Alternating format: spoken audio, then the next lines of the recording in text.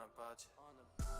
Beating myself up, I'm with the light. In the television, I see no way out. And it's 50 times in the playoffs. I wake you up and then this will never be the same. Everything you think of for the joy. I don't want your body touching mine. They wanna know how it's a dream. Cause it's really sad, I got too many. Beat it when you're ready. No reasons where you're at. Wanna be the hero of my story. Baby, you should never be annoyed. Wanna wake up early in the morning. I just never wanted to be bored. Wanna be like me, you can't afford it. Never be like almost do it towards. Never be like me, to be honest. Be like last time we was apart.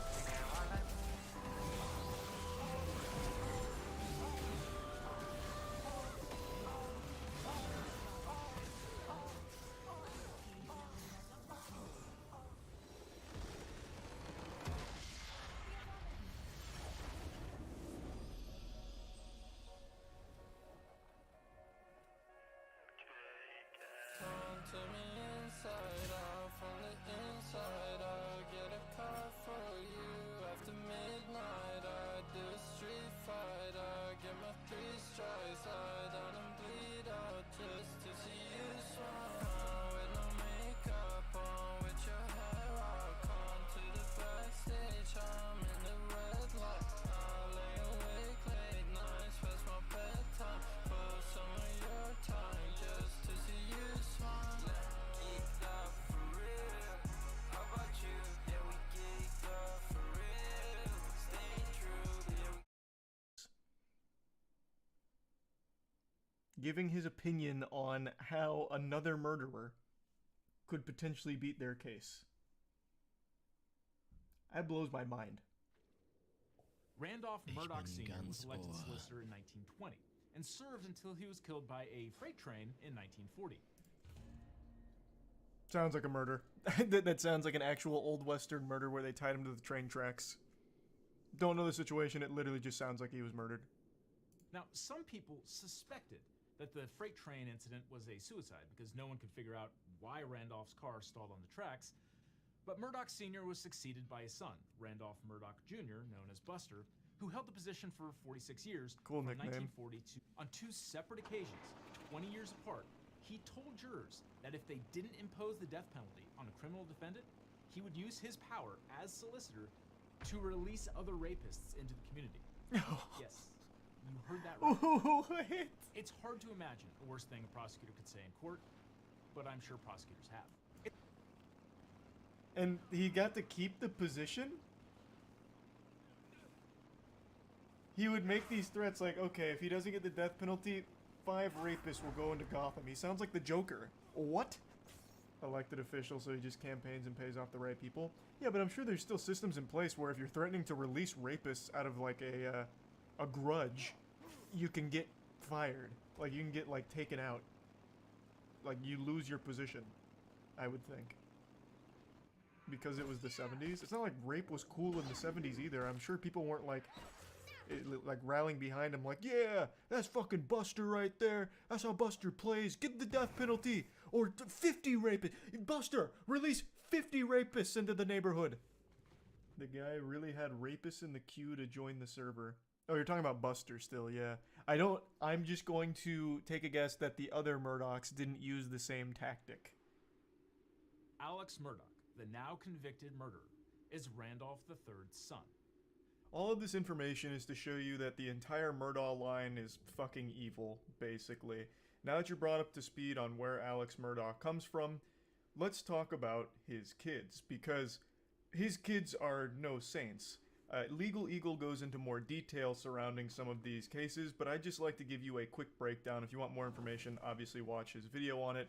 But one of Alex's sons, Buster, who is named after, of course, Buster Murdaugh, who came before him, is actually a person of interest in a 2015 death.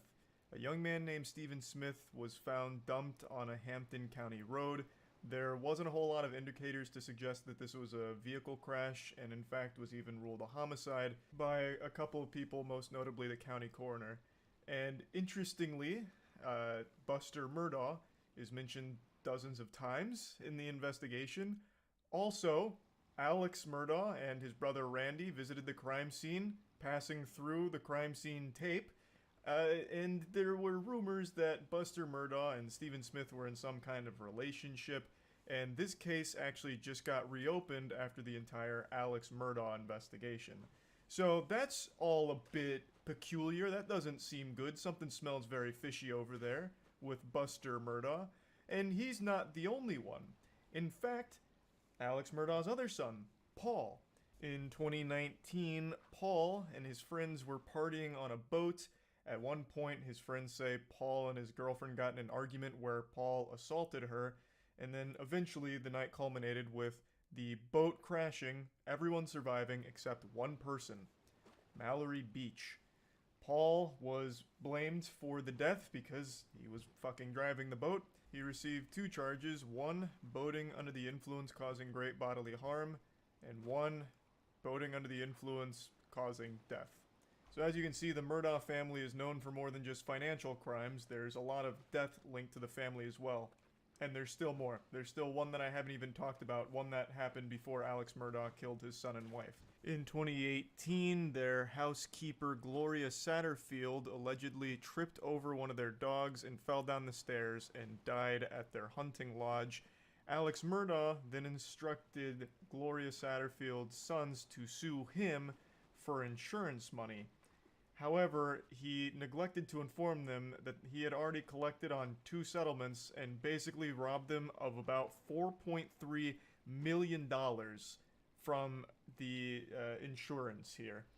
The man is just pure evil, just a shriveled, pruny, fucking ghost-looking motherfucker whose entire bloodline seems cursed and is nothing but bad news.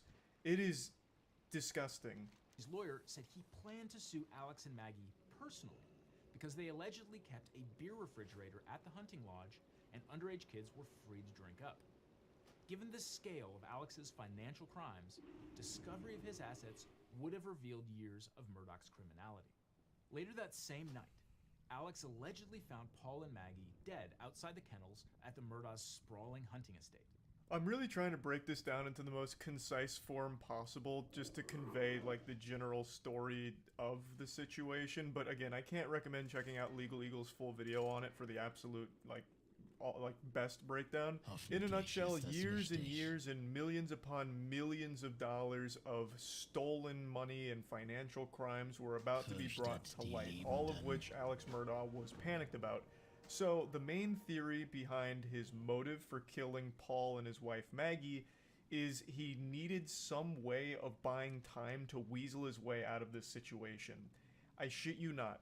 The murder of his son, Paul, and wife Maggie, right now the leading theory is he did it for sympathy, to portray himself as a victim, and to basically just buy himself some extra time to get out of the situation because all of these financial crimes that have built up over years were about to be fucking blasted publicly.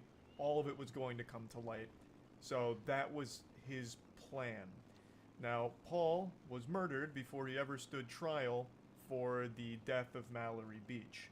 But I'm getting a little ahead of the story because there was one other baffling situation that occurred involving a hired hitman that Alex himself hired to shoot and kill him so his other son could get his insurance money.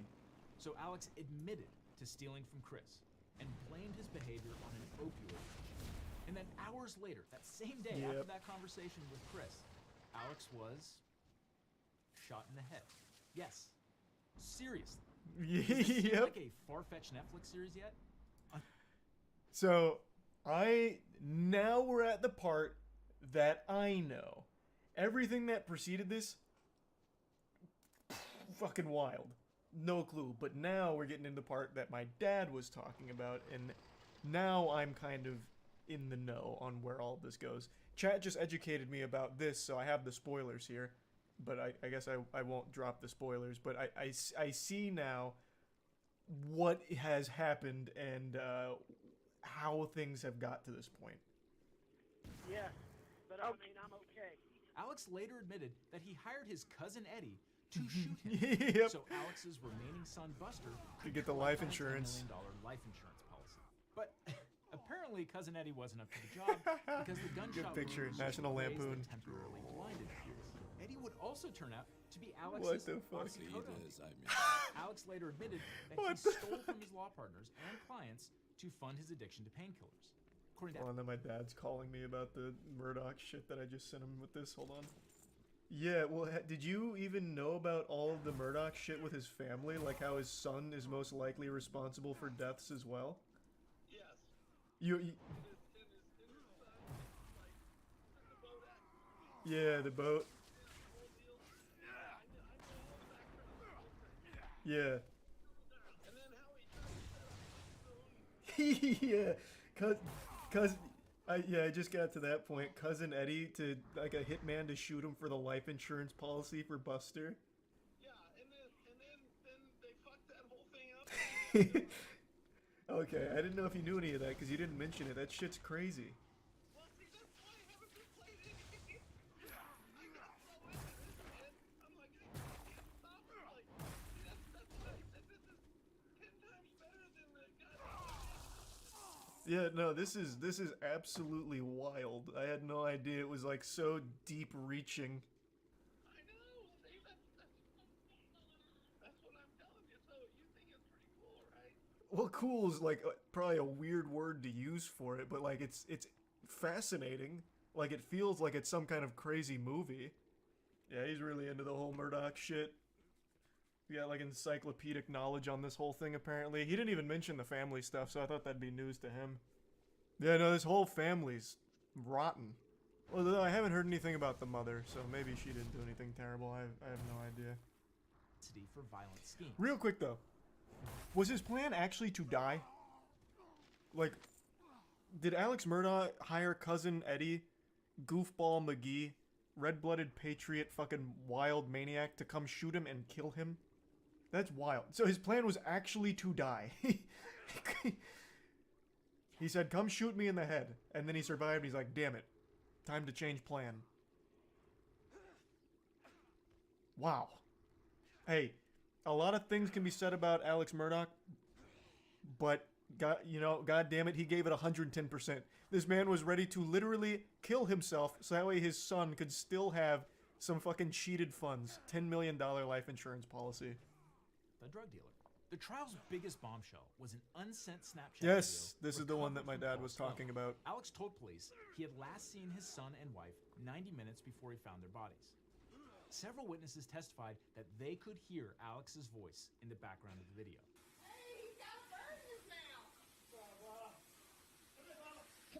Did the Snapchat video influence Alex's decision to testify on his own behalf? Almost certainly yes. The very first Well, thing yeah, and I think that is very clearly his voice in the Snapchat video. Very clearly. Alex did on the witness stand was fess up that he lied about being at the kennels. Alex admitted it was his voice on the video. Were you in fact at the kennels at 8:44 p.m. on the night Maggie and Paul were murdered? I was. Did you? So then he absolutely just admits to a lie right there. I do want to point out, this man's got some wild hair coloration here. This looks like a weird slider in a Dark Souls creator.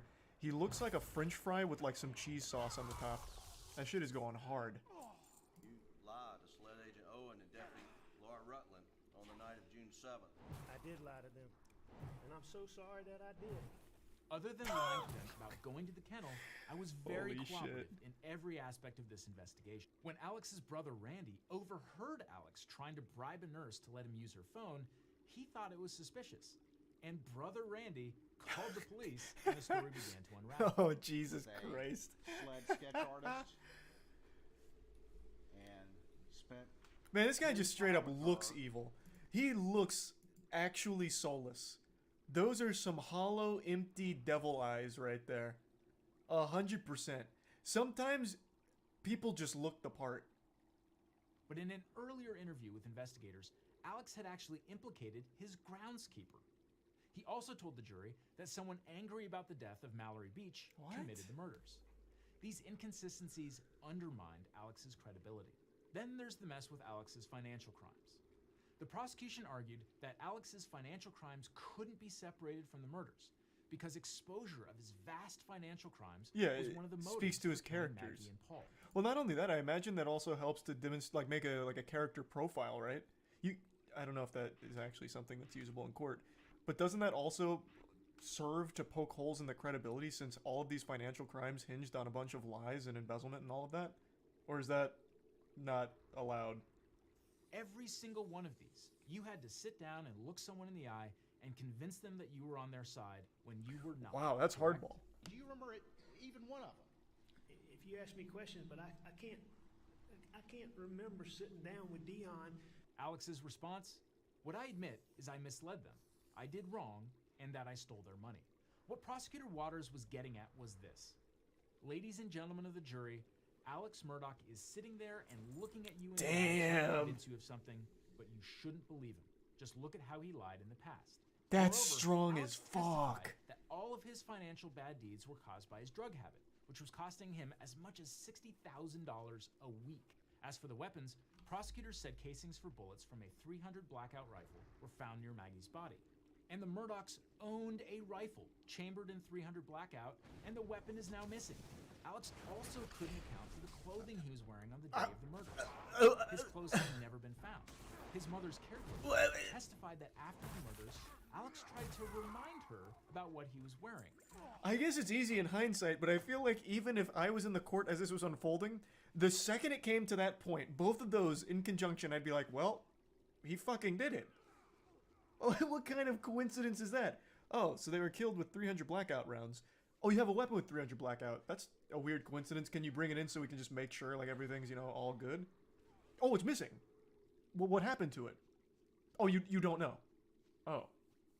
Okay, well, what about your clothes? Can we, like the clothes you were wearing on that night, maybe they picked up some forensic evidence from the real killers. Oh, you lost your clothes.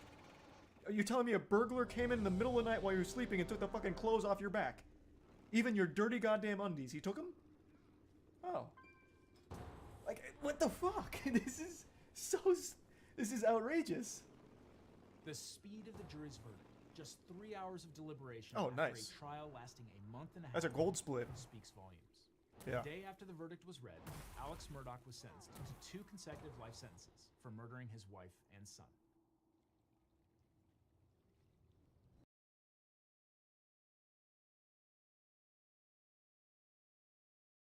Der ungefähr 20 Minuten geht. Und eigentlich hält Manuelsen die meiste Zeit einfach nur einen Monolog. Zusammengefasst sagt er das hier. Ich feiere das. Ihr haltet zusammen, ihr macht dies, das, aber fürs falsche Ende, wenn du mich fragst. Ich rede als Mensch zu dir, nicht als Manuelsen, einfach nur als Mensch. Ich bin ein Mensch auf dieser Welt, genau wie du ein Mensch auf dieser Welt bist. Und ich sag dir, Bro, auf Politik, Bruder. Let's have a good time, Alter. Lass uns Zeiten haben. Ja, Manuelsen hat mit der Aussage komplett recht. Wollte ich gerade aussagen, was hast du denn daran zu kritisieren? Das war die Aussage, lass mich doch mal reden.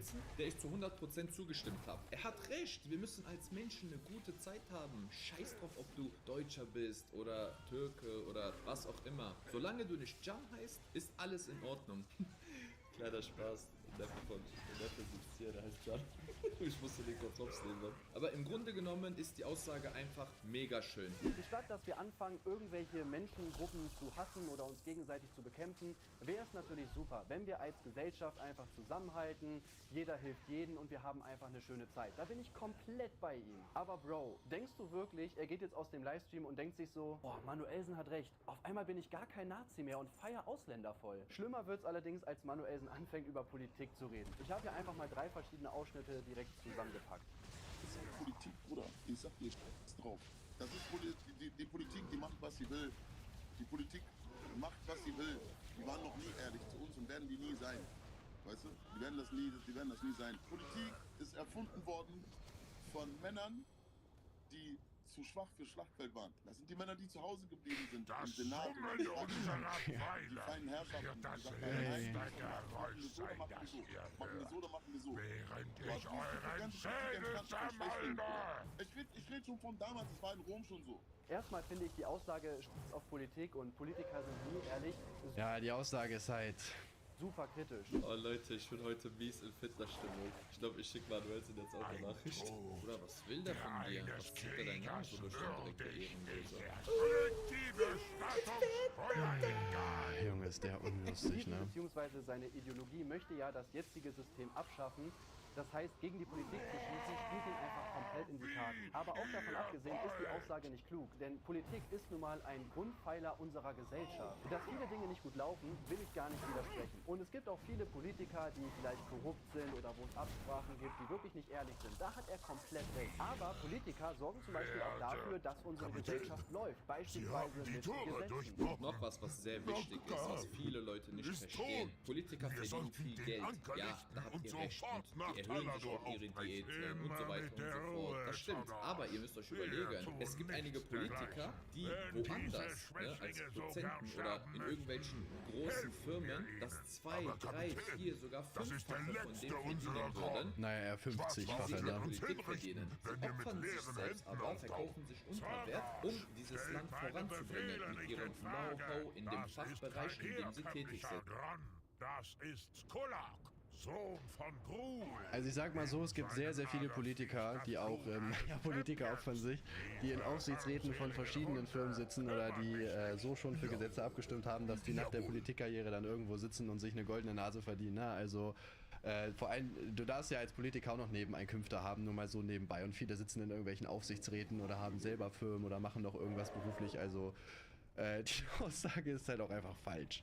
Ja, es ist nicht bei allen Politikern der Fall, aber bei einigen. Und 2 davon kenne ich sogar persönlich. Deswegen pauschal zu sagen, dass alle Politiker scheiße sind, ist meiner Meinung nach einfach falsch. Aber auch da gibt es natürlich einige, wo man drüber diskutieren kann. Aber im deutschen Gesetzbuch, würde ich jetzt einfach mal so sagen, sind bestimmt 95% der Gesetze richtig und auch richtig. Man braucht in einer Gesellschaft Leute, die über einen bestimmen, wie das halt die Politiker zum Beispiel mit Gesetzen machen, weil unsere Gesellschaft ansonsten gar nicht funktionieren würde. Wenn du dich nicht dafür interessierst, dann ist das absolut fein. Das ist komplett in Ordnung. Manuelsen sagt selber, dass er seinen Lebensmittelpunkt lieber auf seine Weiterentwicklung, Familie und so weiter legt und das ist super. Ja. Du musst dich ja nicht für Politik interessieren. Aber so eine Aussage geht halt gar nicht. Auch die Aussage, Politiker sind zu schwach für Schlachtfeld, ist halt super weird. Vor allem, wenn man bedenkt, dass viele Könige oder auch römische Kaiser als Feldherr mit in die Schlachten gezogen sind. Früher. Also die waren einfach dabei. Also Manuelsen lügt hier auch einfach. Oder Nein, er redet von den jetzigen.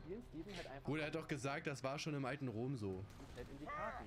Aber warum machen die das Gespräch überhaupt? Ich finde diese Gespräche wichtig, weil ich glaube, hoffentlich, dass Leute von deiner Jama'a, ja, von deiner Ja, damals in Rom. Naja, Bruder, er redet halt von heute so, ne? Gemeinde, ne, sagen, ey, okay, die Jungs sind okay. Die Jungs sind okay. Ich feier Manuelsen einfach. Er redet dann mit einem Nazi und sagt zu ihm, Leute von deiner Jimma. Red am besten noch Arabisch mit ihm. Er ist ein Ehrenmann. Ich möchte auch, dass Jungs von unserer Gemeinde dann sagen, hey, Steven, der ist eigentlich okay. Auch das ist halt wirklich sehr, sehr schwierig, weil Manuelsen sagt hier im Grunde, jo, ich hoffe, dass du als Nazi vielleicht sehr sympathisch in meiner Community rüberkommst. Bro, er will Leute wie dich aus Deutschland raus haben. Ja. Selbst wenn er im Gespräch sympathisch ist oder auch privat sympathisch ist das trotzdem das, was er verfolgt. Warum sollte dann deine Community ihn sympathisch finden? Und genauso auch, naja, vielleicht sind einige von deinen Leuten ja auch unkorrekt. Steven selber sagt in dem Interview auch, dass er ja nicht Einzelpersonen die Schuld gibt, wie es halt momentan ist. Zum Beispiel, dass es laut ihm zu viele Migranten in Deutschland gibt. Selbst wenn eine einzelne Person korrekt findet, wird das nicht an seiner Ideologie oder an seinem Denken ändern. Also ist alleine schon der Grund, warum das Gespräch überhaupt eröffnet wurde, absolut gefährlich. Vor allem endet das Ganze dann so. Was soll ich dir sagen, Steven? Für unsere Leute bist du Habibi, Steven. Ja, bei uns bist du Habibi. Das ist das Beste, Alter, das ist wirklich... Mittlerweile sehr oft diesen Namen angesprochen. Ja, siehst du? Weil du bist Habibi, Steven. Ihr nennt einen Nazi am Ende Habibi, also sowas wie Kumpel, Freund, hey, ich hab dich gern. Das ist immer noch ein Mensch. dessen Ideologie versucht, Leute wie euch aus Deutschland zu kriegen, ja? Dieses Gespräch hatte wirklich keinen Impact. So, hier muss ich jetzt auch kurz eingreifen. Ich verstehe Kuchen TV zu 100% bei allem, was er da sagt. Er hat ja auch grundsätzlich recht. Aber nur weil Steven so eine Ideologie verfolgt, heißt es nicht, dass man ihn nicht umändern könnte. Vor allem nicht, wenn man ihm gegenüber sympathisch, empathisch und mit Liebe entgegentritt. Eine ähnliche Situation, wie ich sie damals hatte. Damals habe ich Schwule verachtet. Ja, Bruder, man hätte Hitler einfach mal umarmen sollen. So einfach mal Liebe geben. Ich habe nicht mal jemandem die Hand gegeben, wenn er schwul war. Ein paar Jahre später bin ich für Schwule auf die Straße gegangen, habe für deren Rechte gekämpft, habe bei Demos etc. mitgemacht. Noch ein paar Jahre später, da wo ich an YouTube gestartet hatte, habe ich sogar Schwulen online-technisch geholfen. Egal, wenn die Probleme hatten oder was auch immer. Ich bin dann mit einem Schwulen zu den DSDS Live-Shows gegangen. Er hat mich das ist halt schon wieder, sorry, das ist aber einfach dummes Gelaber. Also ja, natürlich kann man auch versuchen, die Ideologie von Menschen zu ändern, auf jeden Fall, safe. Ich weiß aber nicht, wie er sich das vorstellt. Das läuft nicht so ab, dass du da in einem Livestream sitzt mit einem Schwarzen und der ist halt sympathisch nett und sagt, hey Habibi und ne, wir sind doch alle sympathisch und lass halt cool sein. Und er sich dann sagt, ja okay, auf einmal finde ich euch halt doch voll cool. So, das ist ja einfach in seiner Meinung verankert, zum Beispiel, dass es halt zu viele Ausländer gibt. So, und du kriegst den halt nicht so weg. Vor allem selbst, wenn er diese Sichtweise nicht hätte. So, nehmen wir mal an, der, weiß ich nicht, ist da einfach gefangen. Selbst dann kriegst du ihn ja nicht durch so einen Livestream raus. Da musst du ihn im Real Life begegnen. Da musst du ihn unterstützen, da rausholen aus dieser Gruppe, was weiß ich. So, ja, du kannst die Leute ändern. Ich habe kein Ziel. Kapitän, Sie sind fast hier. Was machen wir jetzt? Ich habe diese Spielchen satt. Du bist extra hergefahren dafür, oder was? Frei und bringt es zu Ende. Seid ihr sicher, dass ihr das Ding aus einem Käfig lassen wollt? Ich glaube, ja genau, so erreichst du die Leute halt nicht. So machst du halt nur das, was ich auch am Ende des Videos gesagt habe, dass du halt dafür sorgst, dass die Ideologie sich verbreitet. So erreichst du die Leute nicht, so erreichst du genau das Gegenteil von dem, was du halt willst. Geladen. Ich meine, man kann sich jederzeit ändern und das ist auch nur passiert, aber wenn jetzt hier irgendwas hier geändert hättest, Digga, dann auf mich zukamen, gezeigt haben, ey, wir sind gar nicht so scheiße, wie du denkst und wie eure ganze Gruppierung es sich immer ausgemalt hat. Wir sind genauso wie ihr auch. Dann habe ich nach und nach gecheckt, wie dumm ich eigentlich war. Das ist auch nur passiert, weil es dieses Aufeinandertreffen gab. Wir haben Gespräche geführt, wir haben miteinander gelabert, wir haben Missverständnisse aus dem Weg geräumt. Vor allem, warum recordet ihr eigentlich nicht hier? Sollten bald fertig. Ich bin über meinen Schatten gesprungen. Ja. Das kann auch bei diesem Steven auch passieren. Es wird aber nicht passieren, wenn man aggressiv auf ihn zugeht und versucht, es mit Gewalt durchzuboxen. Von daher ist das vielleicht auch ein Weg, eine Einzelperson von seiner Ideologie abzubringen. Man hat über Inhalte oder sonst irgendwas geredet. Ja, wie gesagt, mit Leuten reden, sich auseinandersetzen, super. Gerade privat auch klasse, aber du kannst halt nicht so einen Online-Stream machen, das funktioniert nicht. Sondern Manuelsen hat wahrscheinlich gedacht, ja, ich sag ihm einfach, dass wir jetzt Menschen alle zusammenhalten und dann wird das schon. Was nichts gebracht hat. Alles, was passiert ist, dass jetzt einige Leute aus deiner Community einen Nazi sympathisch finden und ihm vielleicht sogar zukünftig zuhören und offen für seine Ideologie und Meinungen sind. In den Kommentaren gab es allerdings auch einige kritische Kommentare gegen Manuelsen, also da wurde das Ganze wenigstens ein bisschen kritisch gesehen. An sich habe ich auch gar nichts gegen Manuelsen. Der hat ein paar gute Lieder, ich finde auch seine Streams und so weiter immer sehr unterhaltsam.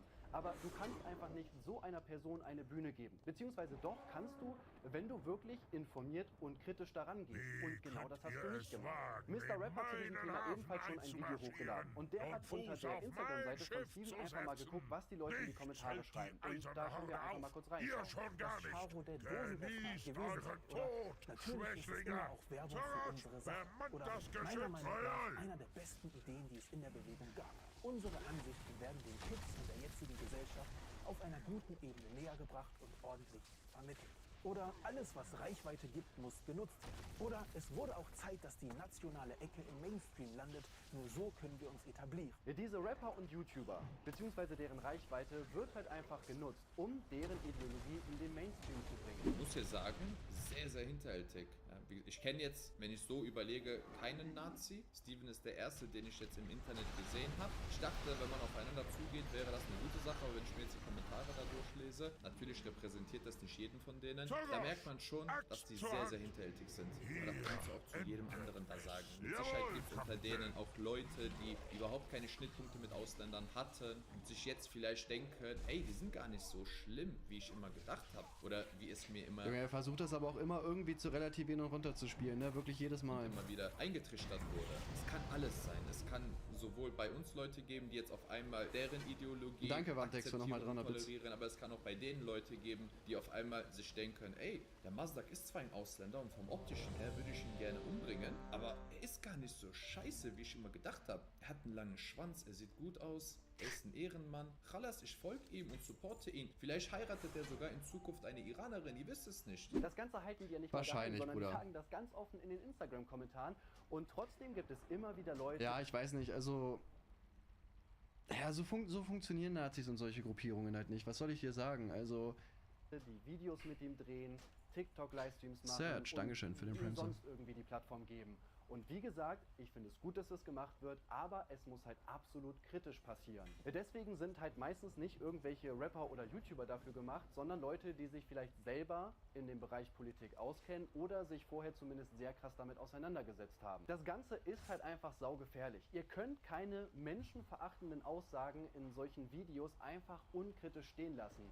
Das geht einfach nicht. Ja, war ein gutes Video, er hat da ein paar schöne Sachen gesagt, aber seine Fronts gegenüber Bösemann und Manuelsen und Charo, da distanzieren wir uns natürlich davon, ne? Wir wollen jetzt nicht auch noch Probleme mit denen kriegen. Ich glaube, er wird schon genug Probleme bekommen, vor allem nach den Schüssen, die er da abgeballert hat. Und ihr wisst, Bösemann hat das ja in einem seiner letzten Videos gesagt, ein ausgesprochenes Wort ist wie eine abgefeuerte Kugel, kann man nicht mehr zurücknehmen.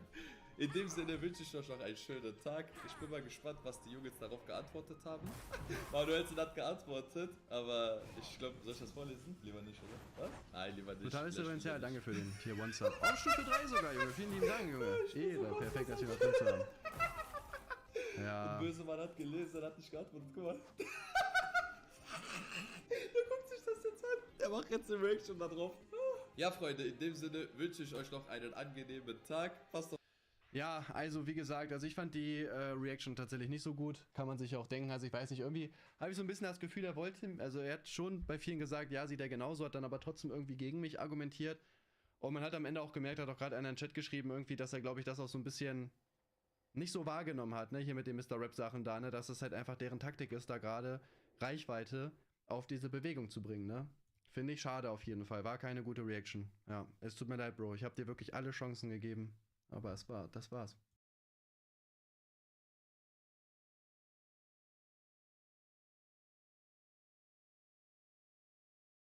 And it's still sizzling. It is. I don't know how I bit from that. Yeah. Wait, we're in game.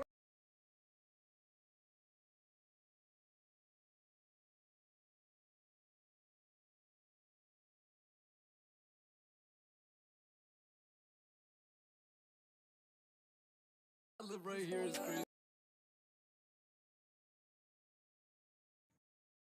No Jumper, coolest podcast in the world. And today, me, AD, and Flacco are going to be having a conversation with probably the most controversial person that we're ever going to talk to, apparently. Nick Fuentes, how you doing? I'm good. How are you doing? Pretty good. Sneeko was supposed to be on this, and he may be joining us at some point. But yeah, we're in here today to have a conversation, at least in part because Sneeko has been urging me to, I don't know, accept Nick Fuentes into hip-hop. What are our stated goals for this podcast, Nick? Well, I think we're going to have a good discussion. Well, I know that you had on Tariq Nasheed recently, apparently to debunk me. You know, he talked about me and some of my views, so maybe we could talk about some of those things and the recent news with Kanye. But whatever you want to do. Also, is this live or is this pre-recorded? This is not live. We're going to drop it tomorrow. Okay, I was under the impression this was going to be live. Are you live? No. Oh, okay. Well, that's great. Okay. So, how would you say that? What's your overall opinion of hip hop? Let's just throw that out there. Let's get some Nick Fuentes opinions on hip hop. Well, I'm a fan. I'm a fan of hip hop. I wouldn't say that I'm like a hip hop head, but I listen to rap music predominantly Kanye West. I know that's going to sound like I'm bandwagoning because of the recent developments, but I've been a huge Kanye fan for probably 5 or 6 years. But I also listen to other things. I listen to like Nas and Tribe Called Quest and things like that. So I like hip hop music. I like rap music. So black art is just fine with you. You don't mind hearing the lived experiences of black people. I feel like most people would assume that that's not something you'd be interested in. No, I actually like a lot of black music, not just hip hop, but I like soul music. I like funk music, R&B. I'd probably say most of the music I listen to actually is black. I listen to a lot of music. I listen to a lot of white stuff too, but yeah, no, I enjoy that. So you don't like to be called a white supremacist? No, I don't identify that way at all. Why not? Well, I'm Christian, so there are arguments about genetics and things. Like I think there's definitely a genetic reality to life. About there are white people, there are black people, there are Hispanic and Asian people. Like races are real, but as a Christian, I believe that we all have souls as well, and so we're all equal in that sense before God. I think that there are differences between people as individuals and as groups. But we all fundamentally have an equality in the sense that we're all created. So Nick, you know what you're doing, and you know that people watching this at home are going to read between the lines. When you say race is real, they're going to take that as a dog whistle. I believe that's how they would use that phrase. Yeah. To indicate that you're advocating for race realism, aka black people are not as smart as white people and Asian people.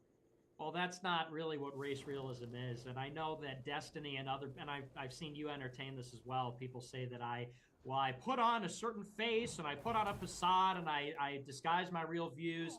But I'm very open about my real views. I've been canceled for my real views. I've been canceled because I don't hide my real views. And when I say race is real, that doesn't mean black people are dumber than white people. It means that there is a reality to race which is both constructed and biological, in the sense that race is real in the sense that, like, some people say I'm not white because I'm Italian, Mexican, and Irish. But for the sake of example, let's say I'm white, and that means certain things to me in a constructed way. It means I have a certain nationality, and you could say there's a history there and there's a cultural thing. But you could also say there's a genetic component too. Like white people have white skin. That's determined by genetics. And so race realism is simply the idea that race is a biological reality. Now, what you're talking about is these disparities in IQ, which someone who believes in race would say that disparities in IQ, well, IQ is a heritable characteristics. You would say that that's the difference in IQ between the races is a function of a genetic difference. It doesn't mean that blacks are dumber than whites.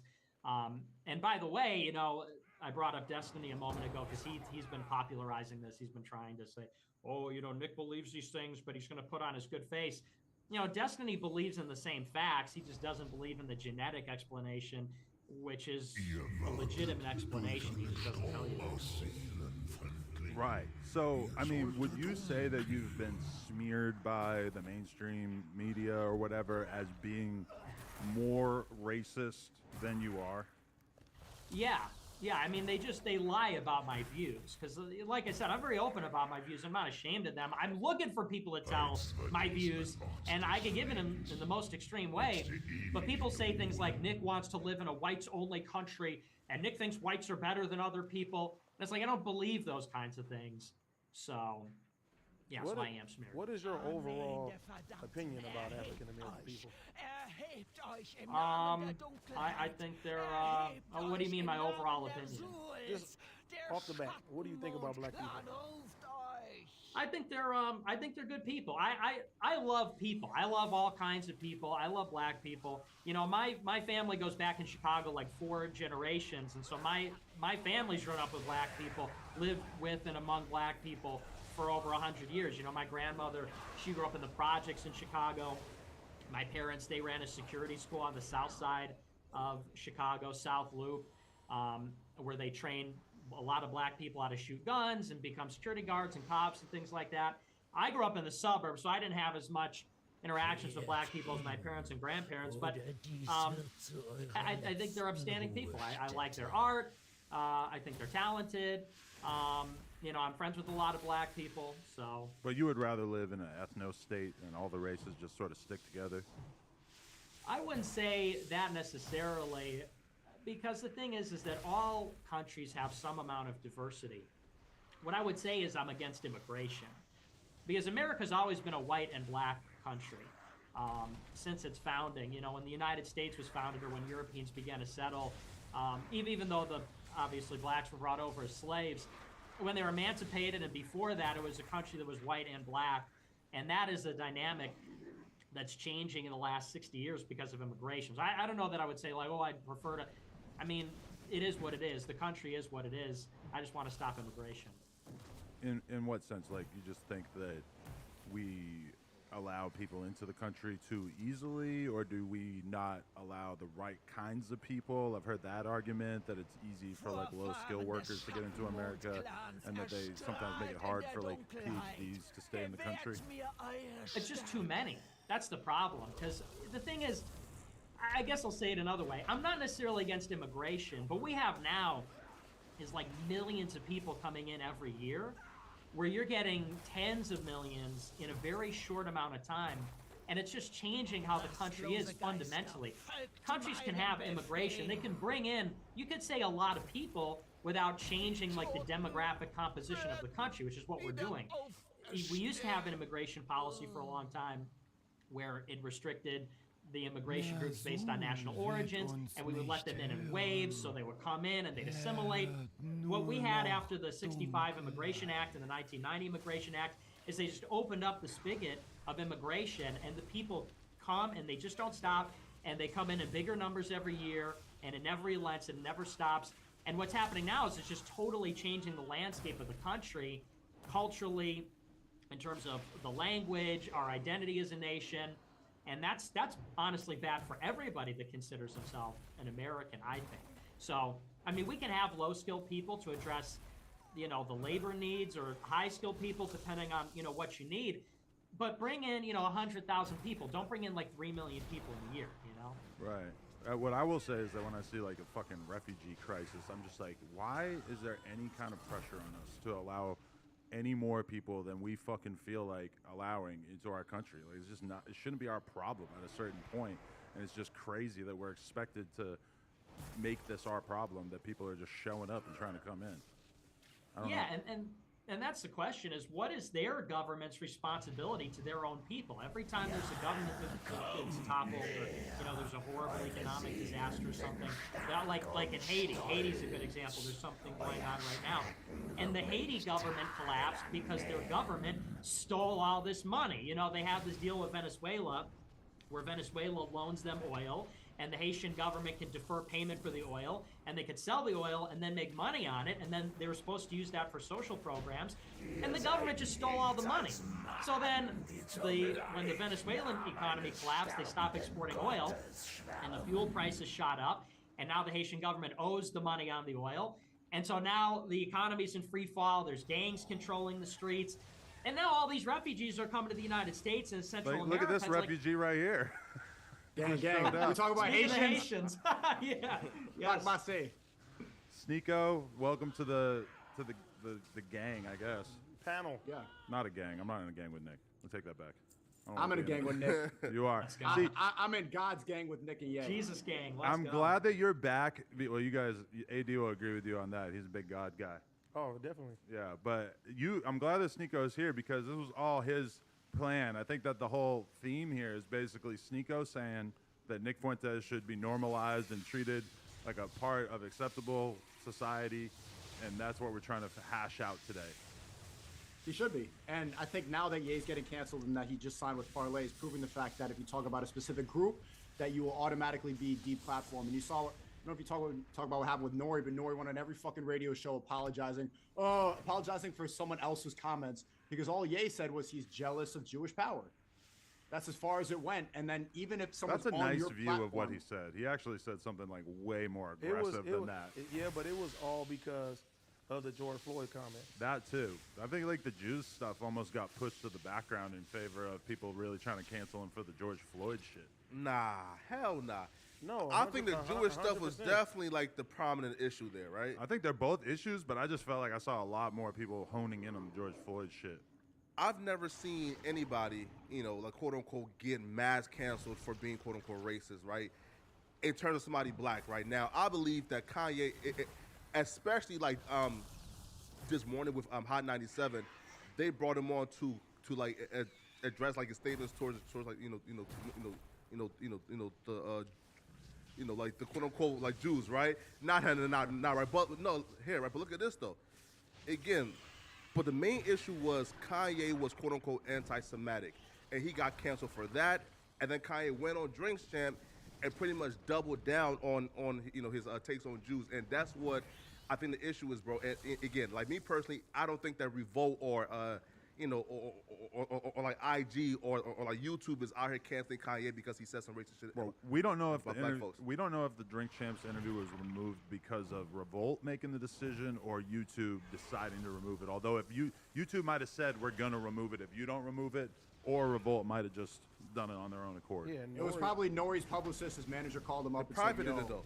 But Ye Nori was wilding. Yeah. Ye was talking crazy about the Jewish power. So what you need to do to protect yourself in your bank account right now is delete the video and go on every single radio show and apologize, or else they're going to come after everything and all your money." And so he did that. He said, "Okay, it's actually not worth it. I don't care what Ye said. I'm sorry. I just want to keep my bank account, and I don't want to go on a no-fly list because of something that Ye said." Well, it is weird if you're Nori and Kanye just start saying like, "Well, George Floyd died of a fentanyl overdose." And I mean, you're not the fucking coroner. Like, what do you know? Like how is Nori supposed to respond to that? Stick to the science of it, though. Yeah, They said that he lost his life because of a lack of oxygen. But does You Nori know what I have mean? these facts memorized? Like, that's why it's awkward, and that's why people say that we shouldn't platform people like Nick Fuentes. He's too smart. Because they're just gonna say some random shit, and we're just gonna go along with it. But the more specific accusation about Nick is that he is basically bundling up his white supremacist ideas in this nice sports coat and everything, and that he acts real cool. Hey, I love black art. Yeah, Nas is cool. and that's what I like. That's what people are gonna fucking destroy me for, is if I am not perceived as not pushing being back. aggressive enough towards Nick. And I seen some shit today, and I said, you know what? I usually don't do my homework and shit like that. Yeah. I seen some shit today that made me disgusted as an African American Well, today. lay it out there, AD. All right, so for one, you said you never seen black people jog before? I'm at Arbery. Nah, You it's were not funny. disgusted by that? Yeah, Well, I'm white disgusted people by that jogging because- is a white people activity. No, but in the sense of Ahmaud Arbery, you know what I'm saying, the way he lost his life because jogging in a neighborhood and then some, you know what they did to him? That's fucked up. You know what I'm saying? I'm a black person. I don't look like I jog, but I jog. You know what I mean? Like, come on, where do you jog? You jog in the streets? Nigga, in no, Lululemons? I don't live in the streets anymore. I done moved out the streets, so I jog in a nice neighborhood. Well, you where I still got stay street. right now. Yeah. Well, yeah, Yeah, the to the streets. sidewalk. Yeah. Well, and if you look at the specifics of the case, though, and that's a little bit of old news, so I may be a little fuzzy on the details, but he was jogging a long way from where he lived. He was jogging in boots. You know, you can jog, but usually jog in sneakers, you jog in gym shoes, you don't jog in boots. And there was a series of break-ins reported in the area, too, and he was caught on camera on that construction site. And I remember at the time, Matt Walsh from Daily Wire was like, this is just something that guys do. We go in it, we climb the fence, we jump in, and we walk around construction sites to say, and it's like, okay, so he's in boots, he's miles from his house, he's jogging, he's on the construction site, there's burglaries in the area. Now, I'll admit, the way they pulled a gun on him, I would probably say that was probably over the line, and they got charged for that. I would say, is that a first-degree murder? No.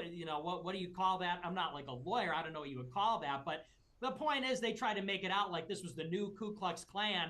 The most you could say about it is the guys were overzealous about it. But a guy ended up losing his life at the end of it. Yeah. And I think that for once again For them to technically pull, jogging. Yeah, right? I mean, you can't argue if all those facts are true. Of a guy fucking far from home jogging in work boots. That is pretty out of the ordinary. I think that the main issue people had with it was just the amount of force that those guys demonstrated and how comfortable they seemed to be with like basically taking the law into their own hands. Yeah. Yeah, and like I said, should they have pulled a gun on him? Like I said, I think that was inappropriate. But they try to expand this because that preceded the George Floyd thing by a few months. They try to turn that into there's a systemic white supremacy problem among the police, and it's like that's where you draw the line. Is this sort of like a bad situation, or does this represent this horrible undercurrent? I think if anything, it's quite the opposite. I think if anything, blacks get treated better than white people. Hell no. Listen, absolutely. I lived in some of these. I lived in Compton almost my whole life, and the way the police used to treat me and my friends was terrible, bro. And like, not by the police. I'm talking about by the university. I'm talking about by the media, by the institutions. Sorry to interrupt, but nah, I disagree with that as well too. I feel like now we're getting a lot of light shed on things because of social media and people having more voices than they usually have. But before, a lot of shit used to get swept under the rug. Like where I come from, I seen all type of, injustice that people don't even get to talk about. I got a lot of homeboys behind bars for shit that they didn't do. You know what I mean? Like one of my earliest memories that I could tell you about, I remember I was in a neighborhood one time and I got pulled over. And the police, they were asking me, oh, where you from and everything. They're checking my tattoos and stuff like that. I tell them, oh, nothing, whatever it is, what it is. The fucking, I don't know if it's a chief or whoever it was that pulled me over, he just leaves me for like 30 minutes. You know what I'm saying? In a bad neighborhood. And when he comes back, he smiles at me and my key is bent. I can't even drive my car. You know what I'm saying? Like, you want me to get hurt. When I was just, going to work, that's doing your what example of he left. Why is the neighborhood bad? What do you mean? Who's in the neighborhood? Is that a white neighborhood? No, it's not a white neighborhood. He bent the key. He bent the key. Oh, I see. Oh, I see. He bent. Where I couldn't start my car. You know what I'm saying? Why do you think though that I guess blacks are, like treated better in this country? Or why is it so hard to believe that there are racist police officers? I'm not saying there aren't racist. It's just the idea that the whole institution is white supremacist is I way agree over the with line. that, yeah. No. That's kept to keep people brainwashed and yelling about stupid shit during a quarantine so that they focus on non-problems instead of what's really going on. No, but Black Lives Matter didn't solve anything, and they told us to focus on this one instance of George Floyd. So maybe Ye was wrong talking about the fentanyl, I'm not sure, but the whole idea of it was that George Floyd was just used as an example to make everybody outraged, and it worked. And we didn't solve anything with it. $85 million went nowhere, and the neighborhoods that they were trying to protect are worse now. Well, that definitely seems like it's true, yeah. No, but and the thing is, I'm not like a big cheerleader for the cops or anything. I'm not like a Blue Lives Matter guy by any stretch. I'm not by any stretch a person that's going to say because there's cops that are assholes to black people and white people, and I think the cops as an institution are totally corrupt. When I say that, like George Floyd's a perfect example. Here's a guy who is a criminal. Here's a guy who is dealing drugs. He's got a long rap sheet. He's a burglar. And the guy clearly died from fentanyl. The autopsy report in that county said that he died of a heart attack. And he had all these drugs in his system. He not only had fentanyl, but also had methamphetamine in his system. But the coroner said that he died from the knee on his neck, from right? the knee on his neck. Autopsy said it was a heart attack. Autopsy said it was a heart attack. Is there a disagreement between the autopsy and the coroner? I believe there were 2 autopsies performed. I think there was one that was performed by the county and one that was performed by somebody else. But yeah, there was a dispute about that. And they did find drugs in his system. So, and in any case... But what does drugs have to do with the situation of why he got arrested in the first place? Well, he died from he got arrested because he was trying to pass a counterfeit bill. So he was in the process of committing a crime. And then he was tweaking out because he was high. And then he was in this unfortunate position where, you're high and probably having some kind of heart attack or some kind of medical episode while you're in the process of an arrest. Well, if you can't breathe and you're screaming out, mommy, you know what I'm saying? And you're saying that you can't breathe and they keep putting force on him. I mean... He was saying he couldn't breathe before he was on the ground. He was saying he couldn't breathe before they were trying to get him into the cop car, and he was saying that. And I understand what you're saying, but the problem is we start in the middle of the story where you got a guy who's like a criminal, you got a guy who's in the process of committing a crime, and he's high, and people want to start the story where he's on the ground and say, oh, well, they shouldn't have done this technique or whatever, and it sort of ignores the fact that, why do you have so much exposure between the police and black people? It's because black people are committing the majority of the violent crime. That's the real problem. If they had a crime rate similar to white people, there'd be a lot fewer incidences overall. of police involved or cop involved shootings with black people or negative situations like that. So that's always the issue. When I listen to Nick, I have a hard time trying to dissect it because I consider myself a truthful person. So when I listen to what he's saying, it's like I think Nick leads with statistics and facts a lot of time.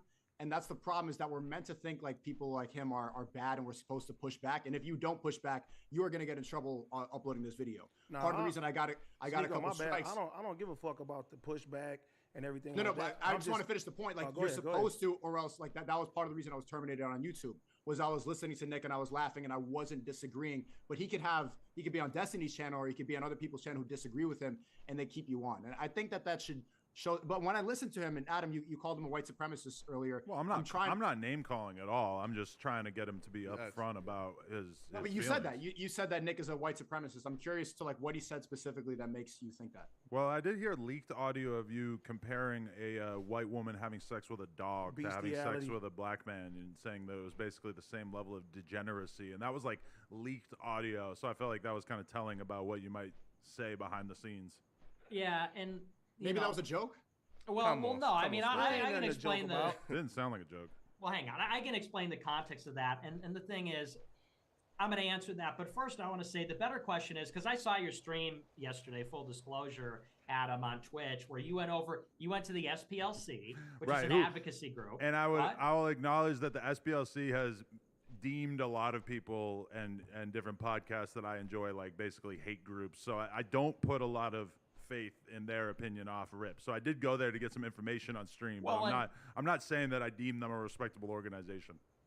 Well, and that's fair enough, but I'm saying the point is, and this is the question that should be asked about that, they're advocates. That's an advocacy group, and they're paid to mine. I've been doing streaming for 6 years. I produce thousands and thousands of hours of content. They're paid to mine, the 10 or 15 worst things, 10-second. Like, let me ask you, you don't know the circumstances surrounding that clip, but it was provided there for you in a 10-second bite for you to get a certain impression of me. And that clip is from 5 or 6 years ago. I know you might say, well, it doesn't matter how old it is because of the content is so offensive. But it sort of begs a certain question, which is, why does this exist? Who's paying for this? To what end? Why is the SPLC? Because at the time, I'm an 18-year-old kid. The circumstances about that is I was at a job training, and it was like 3 a.m. It's late at night. It was for a political thing. And I was saying that I'm against race mixing. I think that people should marry their own kind. I want a white wife. That's a value that I have. My race matters to me. My identity matters to me. I want my kids to look like me. I want my grandkids to look like me. I think that's a positive value that I think other people should share as well. I don't judge people that are mixed race. I mean, some people say I'm mixed race. My dad's half Mexican. My mom's Italian. Some people would say that's mixed race. Obviously, I don't hate people that are mixed race or people that race mix, but it's just a value for me. And anyway, so I was explaining that, and this girl picks up her phone because I'm saying something that's contrary, because you can't be against race mixing, even though everybody was, and every race other than whites still is. Even black people say that all the time. I want to have black kids. I want to raise a black family. I'm black and proud. If black people say that, nobody blinks an eye. But when Nick says it, people are automatically assuming that it's something racist. And I think in that context, I think that could be a joke. And I think that if you record any white kid's Call of Duty lobby when they're 18 years old, or you record anybody at 3 a.m. when they're not knowing, I've made jokes like that. I make jokes about every single race. It doesn't mean that you're a racist person, but nowadays you have to be very careful at any moment because you never know when someone's going to record it. Well, wait, but so the point is, I'm saying so that's the part that wasn't recorded, is I'm saying I'm against race mixing. Well, she sees me saying something that you're not supposed to say and says, I'm going to cancel this guy. So she gets her phone out and starts recording and says, hey, Nick, so do you think that having sex with a black guy is the same as having sex with a dog? So I didn't say that. Those were not my words. I was saying I'm against race mixing. She gets the phone out and frames it that way. And I said, no. And Adam, you saw the clip. I said, no, it's not the same. I said, but they both be degenerate. I said, they both be wrong. And then the same way that I would say, yeah, incest is wrong. Is incest the same as bestiality? No. Is rape the same as bestiality? These are all things which I would consider both degenerate. wrong. They're both degenerate. but Nico just hops on board and is basically like, "Oh yeah, it's fucked up." For I heard him people to- explain this whole thing before. But you he think outlined race mixing is bad? I don't think race mixing is bad, but I respect his opinion to think that he wants to further the white race and have white kids. See, I'm not going to judge what he wants to do. I would have thought in any other timeline that Nick saying like, "Oh, white people should just be with other white people," I would have thought that would be a super controversial statement, but it's hard for me to really take it that controversially when we've had people like Tariq Nasheed on here who clearly says the same thing about black people. Kevin Samuels basically said the same thing about black people. People say that all the time. That's the problem wasn't that. White people don't say that. White people are not allowed to say that. He just said it. Well, that's why he's canceled. He's on a no-fly list. It's just hard for me to really take issue with him saying that when I feel like there's so many people of other races who basically say the same thing publicly and aren't really like held in any kind of negative light for it. I think that's why Nick was saying that it's easier to be a minority nowadays. I think when he talks about that, he's talking about freedom of speech. I think I'm a protected class, being Asian, black, and white. I'm able to talk about a lot of things and make jokes that Nick is not capable of. But even then, you could still tote the line and get canceled, as we've both been terminated.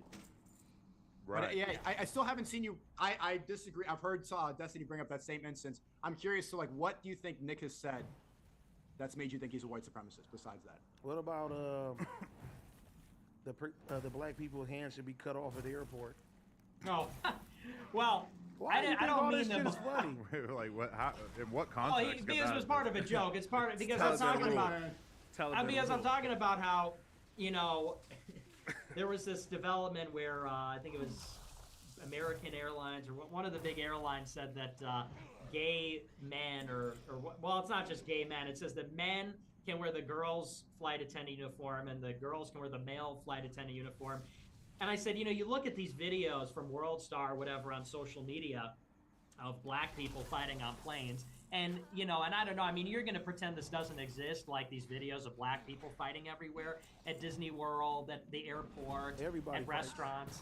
What's that? Everybody fights everywhere. Not like that. Not. I just seen a white nigga hit somebody, bam, in the back of the head on a plane. Yeah, come on, Nick. It happens everywhere. Yeah, it's not to say that black people are the only people. It's not just black people. Everybody fights everywhere. So you're into. I mean, listen. It's not no denial. It's the truth. It is denial. It is denial. To say that that's only, not like so a you're black saying only phenomenon. black people fight at Disneyland and fight in airports and airlines.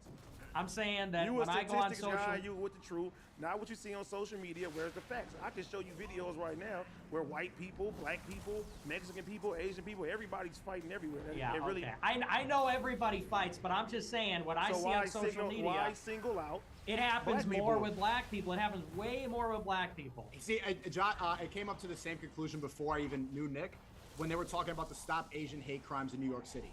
And then I talked to every single Asian person, and I went to these protests, and it made me really upset. I watched all the videos, and the uncomfortable truth was Asians were afraid to talk about how most of the attacks, I would say 90% of them were black people, because it's a protected class, you don't want to come off racist. And so they lumped it in, and they used the crime statistics, which is hate crime. And hate crime is anything. If you say the word, use a racial slur against an Asian person, that's a hate crime. But the Stop Asian Hate Attacks was like when an old Asian lady gets pushed over into the train tracks, or an old Asian lady gets punched in the head 40 times.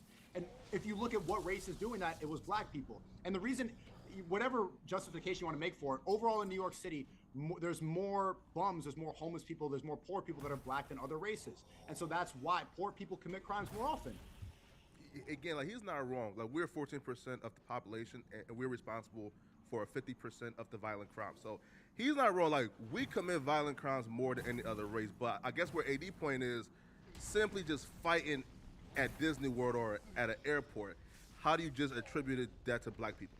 Well, and this is where tone matters. When I say I want to chop people's hands off, what I said was, you think about airplanes and airport security and it's TSA and everything because of Al-Qaeda, 9/11. I said, well, and this is explaining the joke, kind of defeats the point of it, but I said, well, I'd rather have the Taliban run the airlines and cut off the hands of all the black people fighting on the airplanes and put the flight attendants in burqas than have what we have now, the current TSA regime, where you're going to have black people fighting on the plane and then a male flight attendant in high heels is going to go run and break it up. It wasn't an assertion of fact of we looked at the data and black people are fighting on airplanes more than anybody, although I presume that's true. I haven't done the research, but I presume that's true.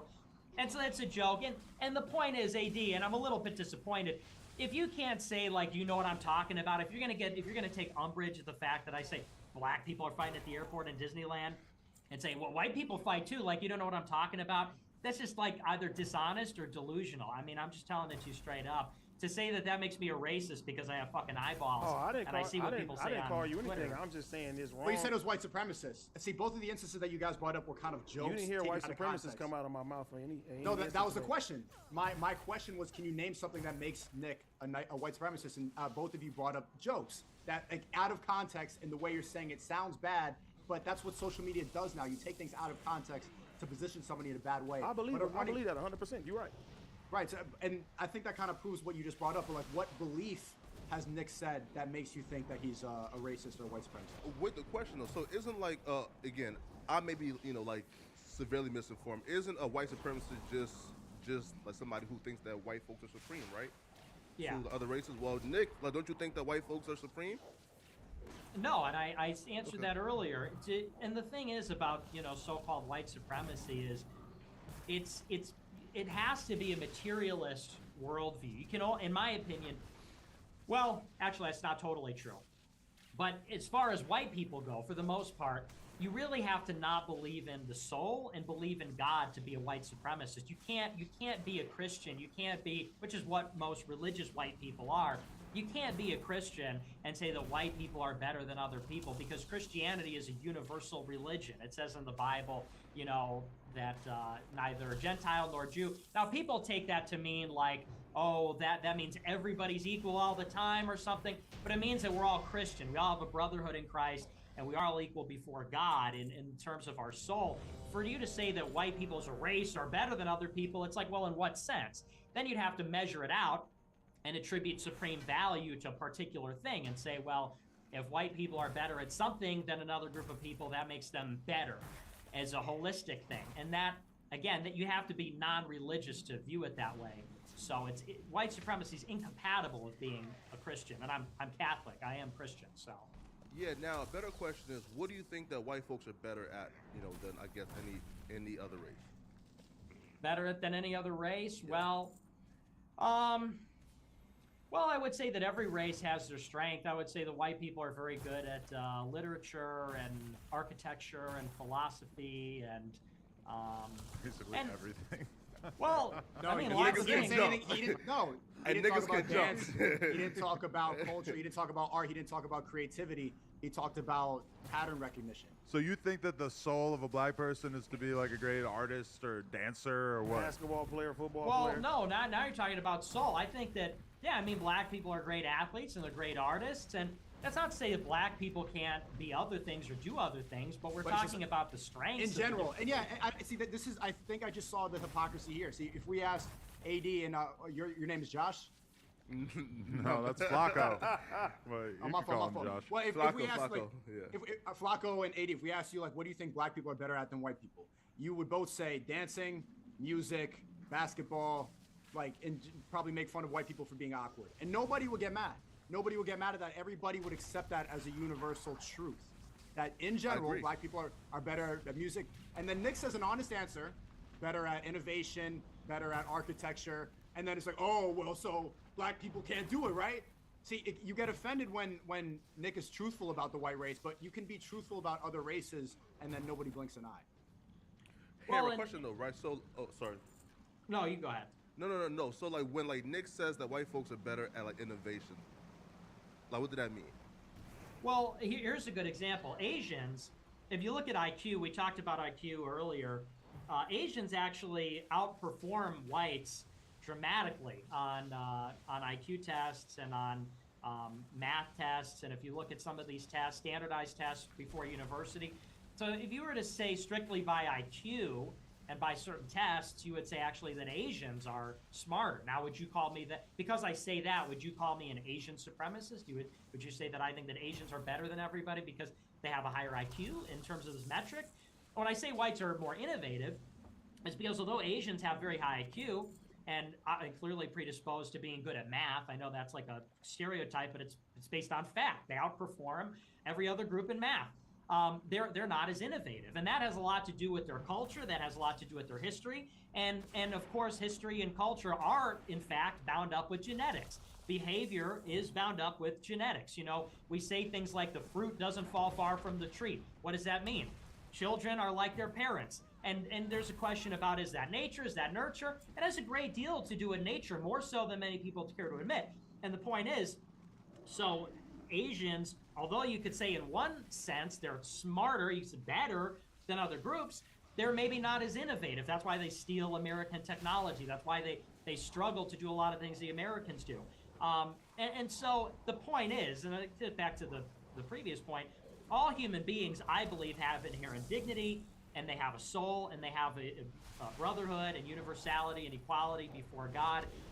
But that does not change the fact that there are inequalities between peoples and groups on various different things. But would you say that because blacks are better athletes that they're better, they're the best race? Would you say that because Asians are the best at math that they're the best race? Or because, you know, whites have the finest literature that they're the best? You know, who's to say?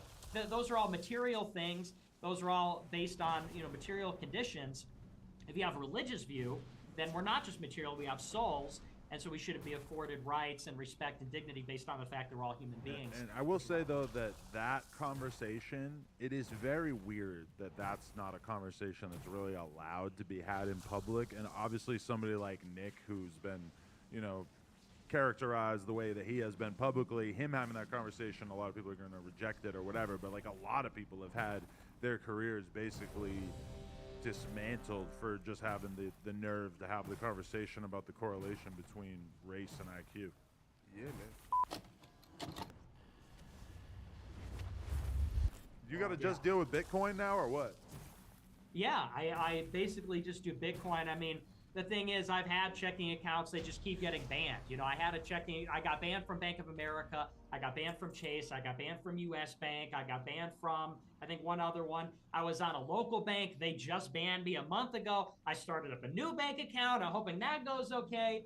But yeah, I mean, the censorship thing is really critical, because it's like Kanye, you know, years ago, well, maybe they forget, maybe not. He went on TMZ and said slavery was a choice. Now, would you say that constitutes something like slavery denial, if there's such a thing? We don't have a word for it. There's no museums, but would you say that constitutes something akin to that? Well, he said slavery's a choice, and he was fine. He was fine. He put out his Jesus is King album. He put out Donda. He performed in Atlanta. He performed in Chicago and Miami. Then he said White Lives Matter, and he started talking about Jews. Then he lost his bank account. Then he got kicked out of stadiums. Then he got locked out of Instagram. Then he got locked out of Twitter. It's like, yeah, that kind of says where the parameters are. What's the line you can't cross? Everybody knows it's Jews. So it's not comparable to blacks and Asians. Jews have the ultimate power. And that's not even anything hateful. I don't want people to label me as anti-Semitic. I'm already canceled, but that's just true. They have ultimate control and power, and they will abuse it if they need to protect their agenda. Yeah, I mean, there's no use arguing that one since we just saw it happen in front of our eyes with the Kanye bank situation. It's like, I mean, I don't know if he's going to end up regretting that one is wild. Having said that shit or what, but No, I mean, he's a genuine person. I think it's good that he's starting this conversation because, like, me and Nick tried to have it, but we only have a limited level of power. The fact that one of the most famous artists of all time and a billionaire saying it is like good. Now people are going to start turning their heads to this. Because this is the thing. I look down upon it, but there are a lot of fucking people out there who do not like Jewish people, and Kanye really is the first person I could pretty much think of in terms of like major celebrities to come out and really take that stance that you know that a lot of people would say behind closed doors. So the fact that he did it, because he really sees himself as like the vanguard that's going to say the things that nobody else will say. He says that black people can never be anti-Semitic because we are Jews. That's what Kanye says. Yeah. Now he got the battery in his back from Candace, and he's out here saying shit that nobody ever said before. Yeah, I definitely think Kanye is wrong. Like when he tried to like do the Hotep Negro shit of like, yo, but like black folks is the original. Yeah. What the fuck does that mean? Yeah, bro. Like Nick Cannon got canceled for that though, because he brought like some dude on and who was saying that black folks are the original Jews, you know, and all type of Hotep shit. Yeah. Damn. But what does that comes from Farrakhan. That comes from Minister Farrakhan and the Nation of Islam, because Farrakhan has talked to Ye and he's talked to Nick Cannon and these other guys. And I don't subscribe to the Black Hotep stuff, but You know, and Ye's coming at it from a position of credibility too. I mean, a lot of people are so quick, they have this allergic reaction, anybody talking about Jews, but it's like, if anybody knew, wouldn't it be a guy like Ye? Because he's not only like one of the biggest guys in music, period, but he's also one of the biggest guys in streetwear, period. And he's talked about for years that he's interested in business and he wants to do architecture and he wants to do clothing and he wants to do all these different kinds of things. And it's like, so if anybody would know, he's been at the White House, wouldn't it be him of all people? Because, and the point being is, whenever you talk about Jews, people say, well, there's something wrong with you, like you're like a sick individual, or you have some trauma, or you're insane, or you're a grifter. And it's like, you look at Ye, who's clearly none of those things. Like, he's rich. He's clearly going through a mainstream. mental fucking breakdown. I don't think he's been on a mental breakdown for 6 years. He's going through a mental breakdown, and then he's got a bunch of right-wing grifters like Candace Owens who got the battery in his back. He's just going out there to people like Nori who have never heard them, and he's just reiterating right-wing talking points that Candace is feeding him. And anybody who's watched her can see it transparently. Candace Owens is not talking Married about to a Jew, right? Candace is Candace smart enough Owens to not say that works shit for a publicly, Jew. but I'm sure he has all kinds of sources for his ideas at this point. Nah, I think it's just him working in all types of industries and seeing. If you work in the music industry, you know every single drill rapper has a Jewish guy behind him, and they profit off of murder. In every single industry, if you look at the end of the rabbit hole, it's always a Jew who controls it. Everybody who has a chance to is profiting off of murder in the entertainment industry. All right, but besides the point, Adam, that's the truth. You're Behind saying the label owners, the people behind the label scenes. owners, the real estate owners, like all the people with the most amount of money behind the scenes is a Jewish guy. And I think for Kanye to become a billionaire, he's seen a repeated pattern, and he's a type of guy who wants to give that same power to his people. And so he's talking about the fact that, look, why are we out here slaving away for Jews who are profiting off of us killing each other? And he's been saying this for years. Even before this, you say, well, he's in the midst of a mental breakdown. He's been talking about this stuff since 2013. When he was on the Breakfast Club in 2013, he said blacks don't have the same connections Jews do. And then the ADL came after him and said, that's anti-Semitic, that's an age-old anti-Semitic trope. And it's like, well, it's true. I mean, it's obviously true that Jews have connections everywhere in finance, Hollywood, media, universities. They're overly represented in university, 1,200%. 1,200% more Jews in Ivy League universities than in the American population. So it's a factual statement. Is that because affirmative action helps them get more placement? Well, no. Well, number one, no. And that's neither here nor there, because it's a factual statement. You could say, well, why is it? But it's true. And he got called anti-Semitic by a Jewish group. You could say, well, they're more overrepresented for one reason or another reason, but they are overrepresented. They do have connections. And Ye said, blacks need connections like Jewish people have connections. Factual statement. And the ADL, which is Jewish, says, you're anti-Semitic, you need to apologize, you're a terrible person. And Farrakhan backed him up. So he's been saying this for years. It's just that, and he said in the interview, he said, he didn't want to split apart his family because obviously to say these things, he said he was living in a glass prison where he's up there, he's elevated, he's got the big house and everything, but he can't say what he needs to say, even though he's influential and rich and everything.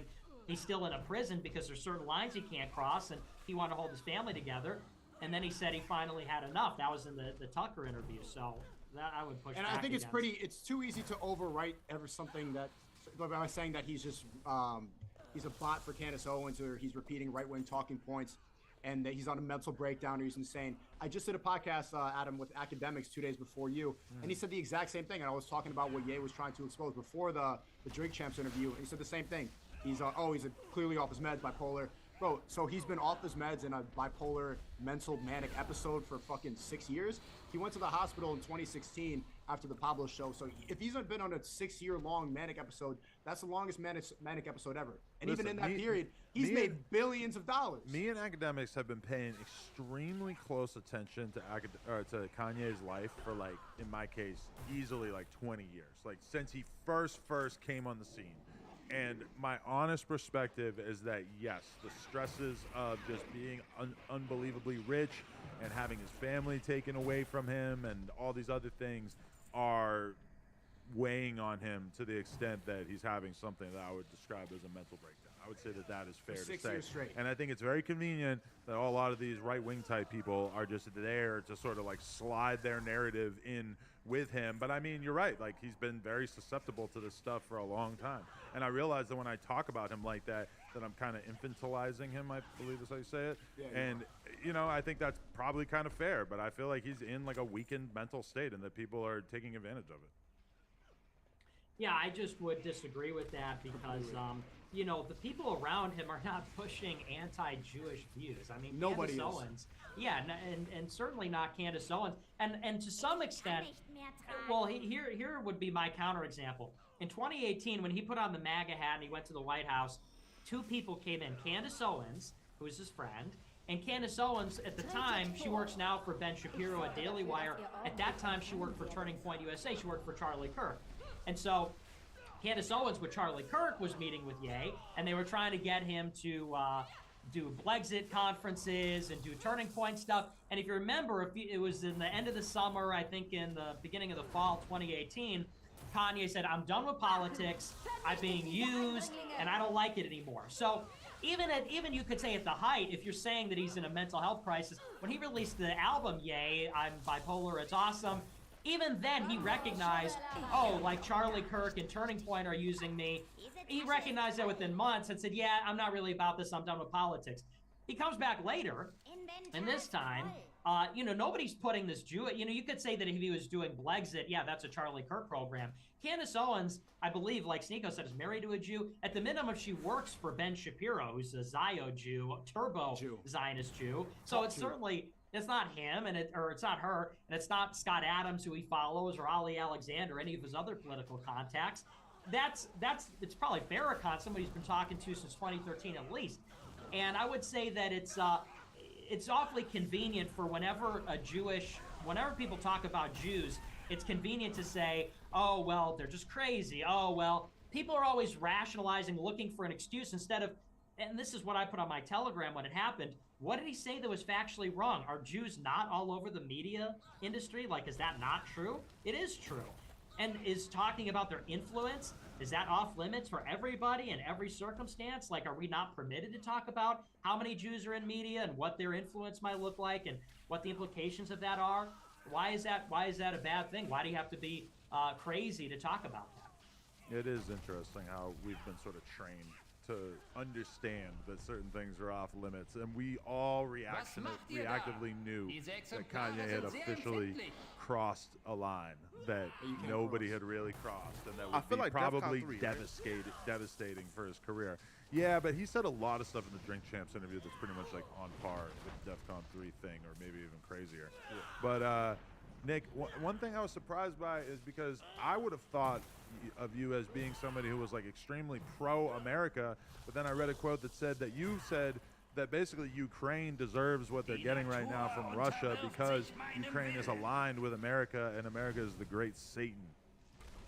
Yeah, absolutely. I mean, so I would distinguish between America, which is like you and me and Sneeko and like the people, and like. What about me and Flacco? And yeah, and you guys too. So I just don't really know you guys as well. Wait, what do you mean by that? What do you mean by that? The two black guys. Well, no, I don't know Flacco. AD, I just saw you recently. But yeah, you guys too. You guys are America, and people like Kanye and Candace Owens, for that matter, and John Miller and everybody. And I would distinguish that from the regime. What I call the regime, what some people call the government, I call it the regime, because America isn't just run. The authority in America doesn't just come from the government. It comes from a true regime, in the sense that the government is influenced by the media, and the government influences the media. And the same is true of Silicon Valley, and the same is true of the banks, and the same is true of Wall Street. And really what you have are maybe 5,000 to 10,000 decision makers across many elite institutions that are making decisions inside the government, outside the government, and the government is in bed with private institutions too. They're in bed with the Federal Reserve and the banks and BlackRock and Wall Street and so on. Anyway, and so when I talk about America's a great Satan and Ukraine should be punished and all this, I'm talking about this regime. I think the regime of America is evil. They do regime change in Libya. They do regime change in Iraq. They do regime change in the Balkans. And they did regime change in Ukraine. In 2014, the United States overthrew the democratically elected government of Ukraine, and they installed a pro-Western leader who was going to invite the European Union and NATO into their country, which Putin had said for years was a red line for Russia. And, you know, and they fought this, they really have been fighting for 8 years, realistically. Ever since the Maidan revolution in 2014, there's been this proxy war going on between the separatists in Donbass and the Ukrainian government backed by NATO in Kiev. And so when I say the U.S. is a great Satan, I mean our military, our State Department, the government, our companies, our NGOs, and multinational corporations. They're spreading sin, they're spreading decadence, they're spreading liberalism, they're spreading evil and death and destruction all around the world. And so insofar as Russia is opposed to the hegemony of the American regime, and I am opposed to the American regime, then that sort of makes us allies. Interesting. So you're hoping that Ukraine gets wiped off the face of the planet, or are you looking forward to nuclear war, or what are you hoping for in this whole thing? Well, I've been urging de-escalation. I think that the United States needs an off-ramp here. I mean, because things just keep escalating on both, it's reciprocal on both sides, and it is going to turn into a nuclear war if there isn't restraint, because it just keeps escalating. And so I think the United States needs to accept that Russia is going to win this war. They can't, like, it's literally is not allowable for Putin to lose this war. So we need to recognize that. We need to recognize that Ukraine's not going to win. They're not going to take back Crimea. They're not going to take back Luhansk and Donetsk. So I think they should just withdraw, give it up. Like Elon Musk said, let's hold a UN monitored referendum in the breakaway districts. Let's say Crimea and Donbass are part of Russia. Let's say Ukraine will never join NATO. You know, I think that's a fair resolution, which is what was sought for 20 years. Right. Yeah, I mean, it does seem pretty crazy seeing everybody say that the risk of nuclear war is so much higher right now. But, I mean, there's still a long way to go before we actually see Putin feel like he has to make that move, right? Yeah. Yeah, it's the good thing is after Putin annexed those territories, the United States didn't really retaliate, so I thought that was sort of a good sign. But, you know, they blew up those pipelines, they blew up the bridge connecting Russia and Crimea, so there's just no restraint here. There needs to be some restraint. Nick, there's one thing that I know these guys definitely want to hear you talk about. Why are you celibate? Well, you know, the easy answer is I am Catholic, so I think it's a sin to have premarital sex. Yes. So you are a virgin at this time? Yes. Wow. So, yeah. So I think that the only morally licit sex is within marriage, which is how it was for thousands of years. But also I'm just sort of I'm like an eccentric. What you gotta understand about me is I'm like an eccentric genius. Okay, so I mean not only am I celibate because it's like the right thing to do, but also I'm just not really interested. He in can't sex. connect with bots. He can't connect to normies on that level. What's that? No, he's You beat your anti-porn. dick? No, I'm anti that as well. You don't need porn though till I beat your dick though. So you're on permanent semen retention mode? Well, I want to get married eventually. I'm gonna get So you're married saving all eventually. your jizz for your future wife? That's right, yeah. Well, for my Nick, how old are you? I have kids. I'm 24. Oh, he's a kid. That's what I couldn't believe when he said that he was 18, saying that thing about the white woman fucking the dog, being like fucking the black guy. Like, he's got white power in his fucking veins, bro. Like, he knew You from think a he was young older? age. That's kind of like I feel That's like why a the lot of government's people. afraid of him, man. I'm thinking a he's smart guy. fucking 37 years old. And No. What the He was a hell? college student causing havoc. That's how Yeah, he became famous. He's like a Nazi whiz kid. It's crazy. I'm not a Nazi. Come Well, on, ish. come on. You know, like in that ballpark. Nazi-ish, right? I'm a nice guy, and the thing is, like, and I put this on my Telegram. I want what's right for the country. I want to tell the truth, and the truth is uncomfortable. Like, believe me, I wish I could be a liberal because liberalism has a lot of nice promises. Sounds fun. Yeah, and that would be very easy for me to be a liberal. I was a libertarian when I was in high school, but I just realized the world is a certain way, and I wish it weren't that way. Like, I hate to be the bearer of bad news, but like, inequality is baked into the cake. That's sad. It's tragic in a lot of ways, but that's a human condition. And I think that the answer is compassion. The answer is compassion and understanding and respect and love for people. But we have to tell the truth because the world is going crazy right now. The world's going to shit. Things are obviously declining. And the only way that we're going to turn it around is if we have some common sense and just call it what it is. And sometimes that makes people uncomfortable and it sounds a certain way. And I know I'm belligerent. I can be belligerent, can be offensive sometimes. And we need to follow God overall. Everything Yeah. is better aligned if we follow God. Nick, I just left Adam 22's studio, and that dude has a lot of Satan shit up in there, man. You got to go ahead and he's I have one little he's like definitely Satan down, head statue that somebody He has gave me. one Satan head statue on his desk. He's got a Satan little doll behind it. Somebody sent that to me randomly. I didn't go out of my way to get either of these things. He's got a Satan tattoo on his hand. He's got an upside down cross tatted on his face. I got trust God on my knuckles, man. I ain't with that. You got an iPod tattoo. I do too. Yo, I need tattoos. Yo, Nick, Ken. You're gonna look like Rick Ross. I know, right? No, Nick. Can we talk about the white devil, aka white liberals? So pretty much like the same people 60 years ago, and who was telling us that it's their cafe and like they can kick you out, because you're black and that's perfectly fine. Those are the same motherfuckers telling us now, it's their platform. They can kick you off if they don't like your opinion, man. Now, what's your opinion on white liberals? I believe that they're our number one enemy. You're like repeating his talking points back at him. Who, Nick? And it just sounds like, you are. It sounds less racist. No one's going to call you a Nazi for saying the same shit that Nick said. I've never heard Nick say that. But go ahead, Nick. Sorry. True, yeah, because I would say it's Jews. I wouldn't say it's white liberals. No. It's white liberals for sure, man. White liberals are definitely the devil. Here's why, though, because if you look at white liberals, at least the radical, and when we're talking about white, I mean white, ACLU and other left-wing groups, they used to defend free speech. If you look at like ACLU, American Civil Liberties Union, they're a left group, but they defended the skinheads in Skokie, Illinois, when the neo-Nazis or the Ku Klux Klan wanted to do a parade. Yeah, they in switched their Illinois. whole shit up, and nobody fucking talks about it. Yeah. Not that I support that, obviously, but it's like they were left and they defended free speech, and now they're not like that anymore. The urge for censorship is really coming from the Jewish left. And it's not to say that there aren't white. There obviously are white liberals that are hopped up on that too. And I'd agree with you. Yeah, I mean, they're imperialists, they're tyrants, they're trying to impose their way of life. But I think a lot of it does So stem we're supposed from... to just accept that the Jews are tyrants who want to change our way of life? They are. I mean, they are. What do they want to change our way of life to? Liberal, international... Hold on. Say it again, Stigo. Sorry. Huh? Say that again, please. Sorry. I said they want to further a globalist agenda. They want to continue their power, and they want to keep most of the wealth for themselves. Globalism benefits the Jews. I mean, I need a fact check because I'm not prepared to debate that particular part of this argument. But whatever. What are they gonna take now?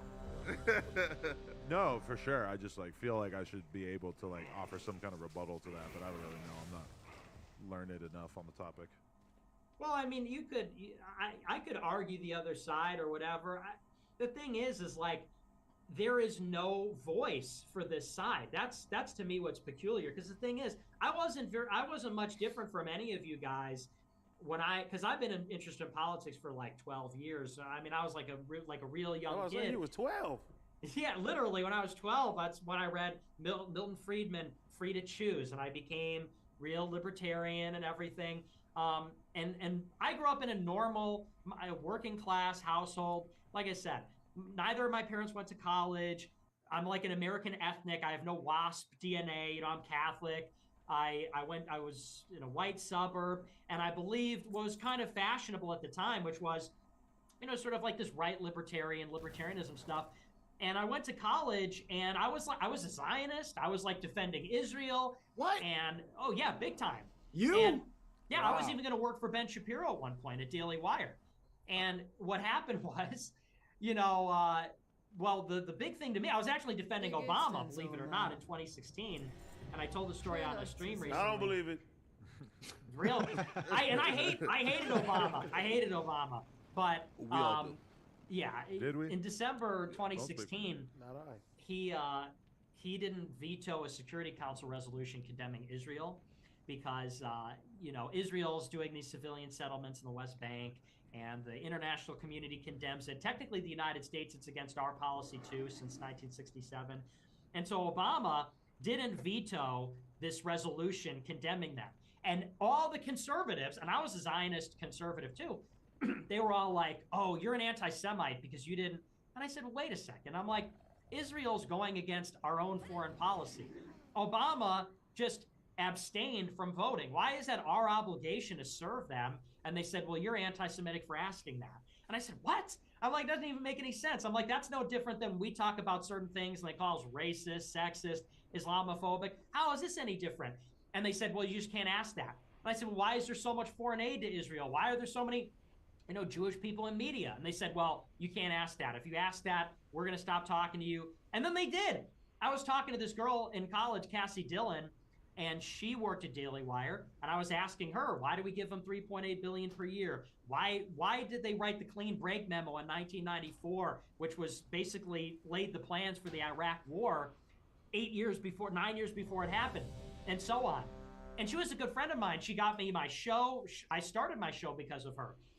And she texted me at one point and said, Nick, we're not in the same movement anymore. You're an anti-Semite. I'm blocking you on everything. And then for months, she would watch my show every night and call my boss and say, Nick just said this, Nick just said that. You need to fire him. You need to take him off the air. She was sending things from my show to Media Matters. Media Matters is like one of the big left-wing, like handler, minder groups, like SPLC or ADL. She was a conservative. She worked at Daily Wire. And she was collaborating with Media Matters to smear me when I was 18, when I was a kid. And I was like, okay, so obviously it's legit. I mean, that doesn't prove it's legit, but it's a pretty good heuristic that it's like, if you're asking a question and instead of getting a persuasive rebuttal, they just cancel you. That's, again, it doesn't prove it's true, but it's a pretty good heuristic that it probably has some legitimacy to it. So that's how people say I'm like this twisted freak or like, oh, there's something wrong with you, you're a grifter. It's like, I believed a lot of fashionable things, and then based on experience and based on reading, I realized I was wrong, and then I go out and say it, and then I get shunned, and then I come on here and Adam says, well, I've never heard this before. I don't know how to rebut that. It's like, because he just heard the talking points that make him seem like a bad person because they try to censor the truth. Well, and I'm I think saying, that when you cite specific studies or whatever, it's like, okay, well, I'm not going to be able to rebut that because I'm not directly familiar with that. I'm sure but that it's not really some of the stuff that you just said about the history of Israel or whatever, I'm sure that there's going to be people who call into question certain details about that. I'm not really educated on that, so I at least want to admit my shortcomings there. I've learned this from being canceled. It's not what you say, it's how you say it. It's Nick's general attitude. It's the fact that he's smart. He threatens the government. He threatens everything that the liberal agenda is about. And they just need to paint a picture of him that's bad. Like when I first had him on my stream, everybody was saying, no, no, no. I had him on and I thought he was cool. And later on my Discord, everyone was saying, no, no, no, he's a bad person, white supremacist. But I'm like, I talked to him and he seems fine. Everybody will try to shut out the truth because you're not supposed to hear it anymore. And I think that if we move it to the right direction, I genuinely right here, I'm endorsing it. I think someone like Nick Fuentes can win the presidency in 20 years. Wow. If America does not fall apart before then, I think he has the capability. I think he believes in America. I think he believes in the people. I think he cares about the right things. And I think he sees the truth. And he's also a good speaker. People could follow him. I think somebody who doesn't believe in race mixing is going to have a hard time getting elected to be the president. But at the same time, I do have to admit the rabbit hole is real, because if it wasn't for you and Destiny being cordial enough to sit down with Nick, then I would not have thought of him as being, somebody who is safe to platform, which obviously you guys can tell that that's like part of my concern here. I've had a lot of people reaching out saying that I'm fucking crazy for even having Nick on the show. But at the end of the day, I think we should be able to have conversations with people we disagree on, although I am currently wondering if this podcast is going to get taken down for Holocaust denial. There's a really good chance this is not going to make it. That part might have to get censored, which is a real shame, because then where does that content go? Maybe that goes on the No Jumper Rumble.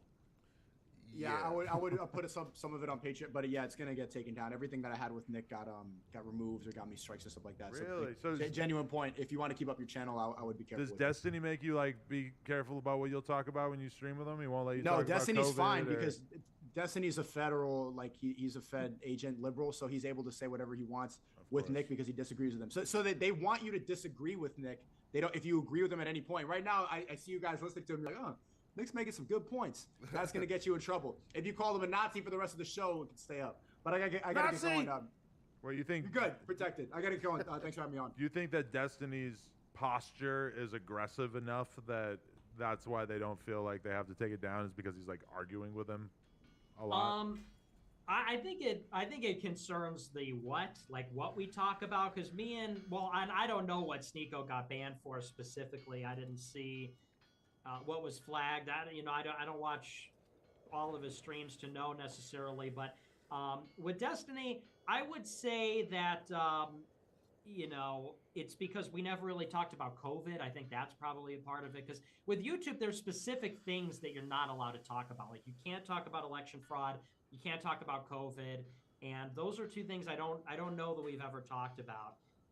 But yeah, I think it does have a lot to do with the fact that he pushes back. I think that insofar as you're answering it, insofar as you're, like you said, aggressively, combating it, then they don't consider that like advocacy, which is kind of fucked up that YouTube gets to decide, oh, this is your opinion, you don't get to have a YouTube.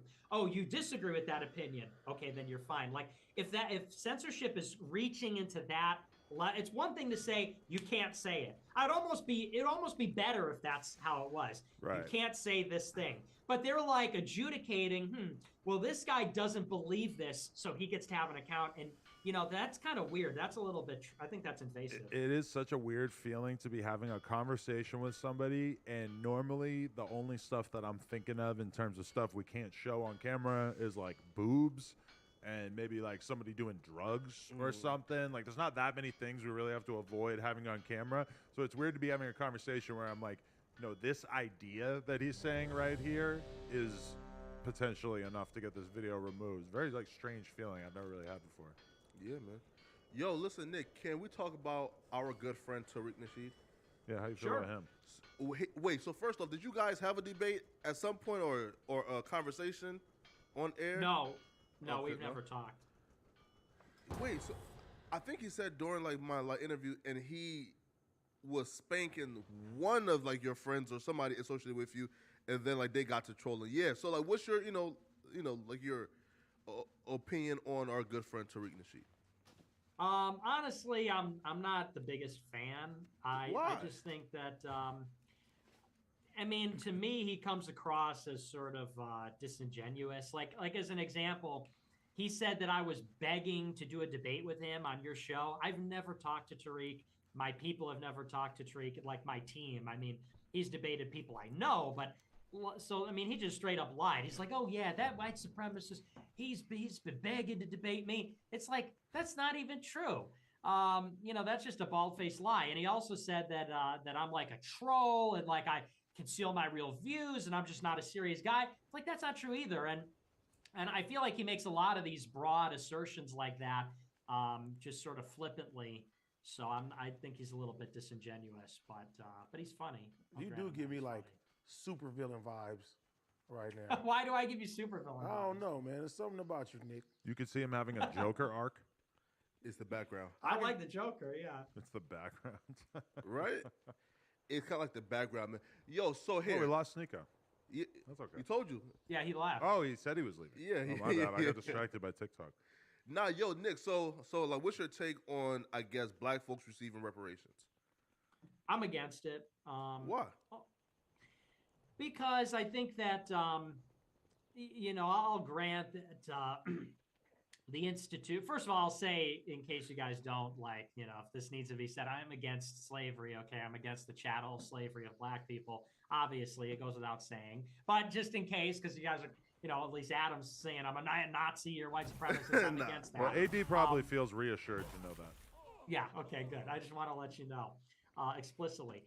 I think that there's a lot of historic injustices and wrongdoings, and you could say that slavery was bigger, like more particular, but it's just like, who's going to pay for it? Are you going to track down the slave owners' descendants and take the money from them and give it to the descendants of the slaves? And how do you calculate that? It's horrible. It's a horrible wrongdoing, which, is obviously set blacks back. It's a big disadvantage that they were enslaved, of course. But where does that start and where does that end? Do you go to Africa and do you hold the people that sold them into slavery accountable?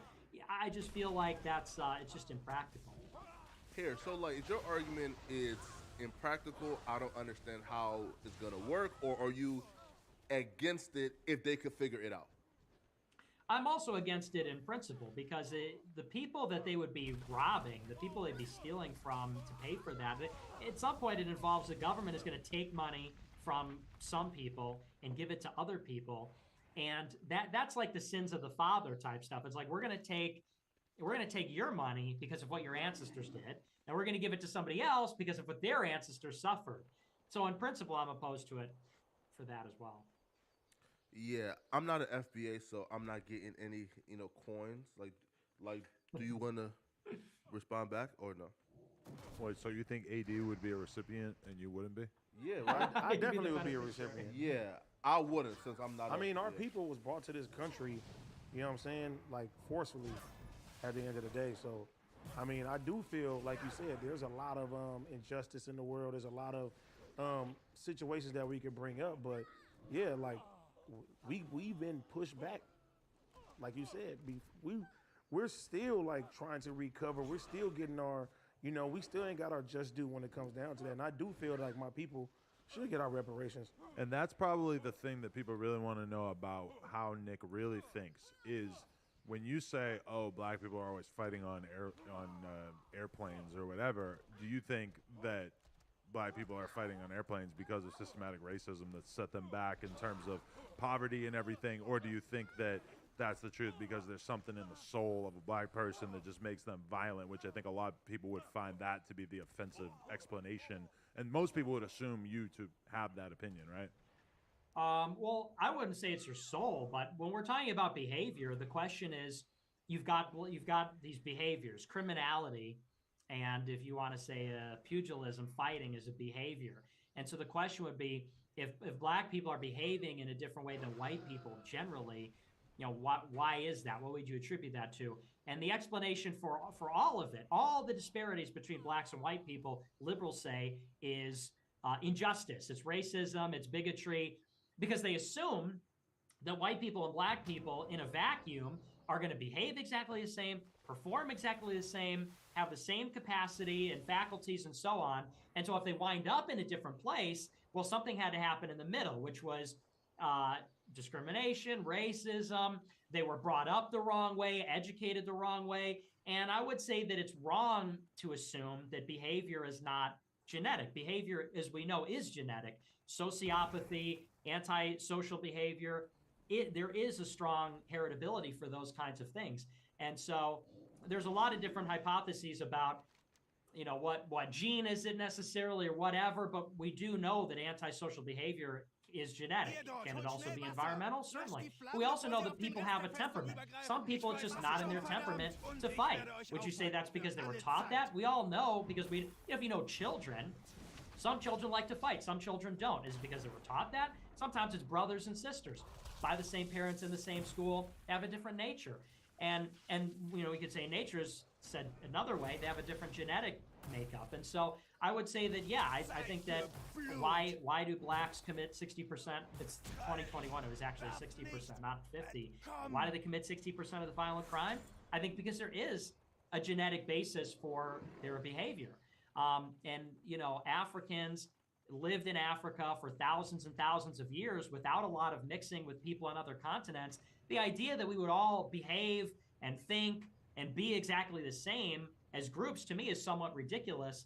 So, yeah, I think that, there's a cultural aspect, sure. But I also think there's a genetic aspect, too. Nick, it's not their soul, it's genetic. Nick, I can grow up where you grew up, and I'll probably be just like you. You know what I mean? I'll be a whole totally different person. And, a lot of these, a lot of black people, and you said that commit all the crimes, that do all this stuff like that, like, there's liquor stores on every corner where we come from. You know what I mean? There's guns being, conspiracy, they're being smuggled in. There ain't even really no conspiracy and stuff. It's easier for me to get a gun illegally than it is to be legally at the end of the day. And there's a lot of, it's a lot. The school systems are more fucked up. Like, everything is fucked up when it comes down to that. And I think, like, now, you said something earlier that, black people, our issues get put to the top of the list now versus white people, correct? Yeah. He said yeah. Oh, okay. No, but yeah, I feel like a lot of things is location. A lot of things is a lack of opportunity at the end of the day. I mean, even if you look at like something like Section 8, you know what I'm saying? It's like you can't have a man in the household, you know what I mean? Or with Section 8. So I mean, a lot of these kids are growing up without fathers, without father figures in their system. I mean, in the neighborhoods and stuff like that. And there's a lot of situations, bro, that we can sit there and break down to why a lot of crime happens, why things are happening the same way. Yeah, and like I said, I think you can explain it. You know, there are cultural and environmental explanations for it, but notice that liberals say it's just that. They refuse to even entertain the idea that there's a genetic basis for any of this, that it's racial, you know, that's sort of cooked in. I'm not saying that it's all the way genetic. I'm saying that, you know, because you're right. I mean, those things are, everything you just said is true about Section 8, about you know, the incentive structure by these government programs, about food deserts and things. That's all true. You know, but at the same time, you also look at behavior, and behavior is genetic. And IQ is another thing where Destiny, and I use him as an example because he's a liberal and he's sort of on the other side. He didn't say this on your show because, Adam, you asked him, you said, you know, what do you make of the race and IQ thing? Do you think that there's a disparity in IQ? And he skipped over that and said, well, here's why there is. He never said there is, but he believes it all the same. He believes there's a disparity in IQ. IQ is heritable, and IQ is also something that's a predictor. It's the best predictor of future success. If you look at people and you take a cross-section of a lot of different people and you look at where they wind up, the best predictor of their success is IQ, as opposed to other environmental things, other factors. And it's not a perfect one-to-one, but it's the best one. And IQ is a genetically heritable trait. And so he would say, well, your IQ is formed by your environment. Your behavior is formed by your environment. Everything's formed by your environment. What we're finding out with modern science is that so much is genetic. And I don't like that. It's uncomfortable. It's sad. It's tragic. It's inequality. But it is real. And if you want to understand how to help people and how to make things better, you're not doing people any favors by saying, well, you know, they just are a victim of circumstance or something like this. So, because I agree with you, those things are all adverse, obviously, but nobody will hear out the case that maybe we're not all starting from the same place to begin with, which I think there's a lot of evidence for that. So you're saying genetically black people are more angrier, or, you know, we have a gene in us to commit more crimes. Was your logic correct? Well, it's that they're more antisocial and a higher incidence of sociopathy, and on average lower IQ. And you look at the societies that Africans form elsewhere, I think it bears this out. You know, people look at Africa. Africa's a total disaster. It's a total dump. Sub-Saharan Africa. How are you going to say that? We have most of the vast resources from Africa. It was also colonized by everybody in Europe. Yeah, they've taken everything from that. That's where I'm going with that. Okay. So, you know, people look at the state of Africa today, which is just unmitigated disaster, and they say, well, that's because of colonialism. Well, when the colonialism didn't begin until in the interior of Africa until the late 19th century. It wasn't until the late 19th century when there's this big scramble to colonize Africa. And when we arrived there, they didn't have written language. They didn't have two-story buildings. They didn't have complex societies. Like there's no real good record of African history other than what the Muslims or the Christians wrote in northern Africa around the sort of west coast, because they didn't have writing. And I don't say that to be ignorant. I don't say that to be funny. I'm not saying that to be a jackass. I'm saying that to mean, you know, this is the state of development of that continent, of that people. And so in a sense, it's almost cruel then that you bring these people over into Europe, you bring Africans into Europe or in America, and then they're underperforming, and it turns into, oh, well, you know, it's the government, it's the programs, it's this or that. It's like, well, the level of development wasn't very high to begin with.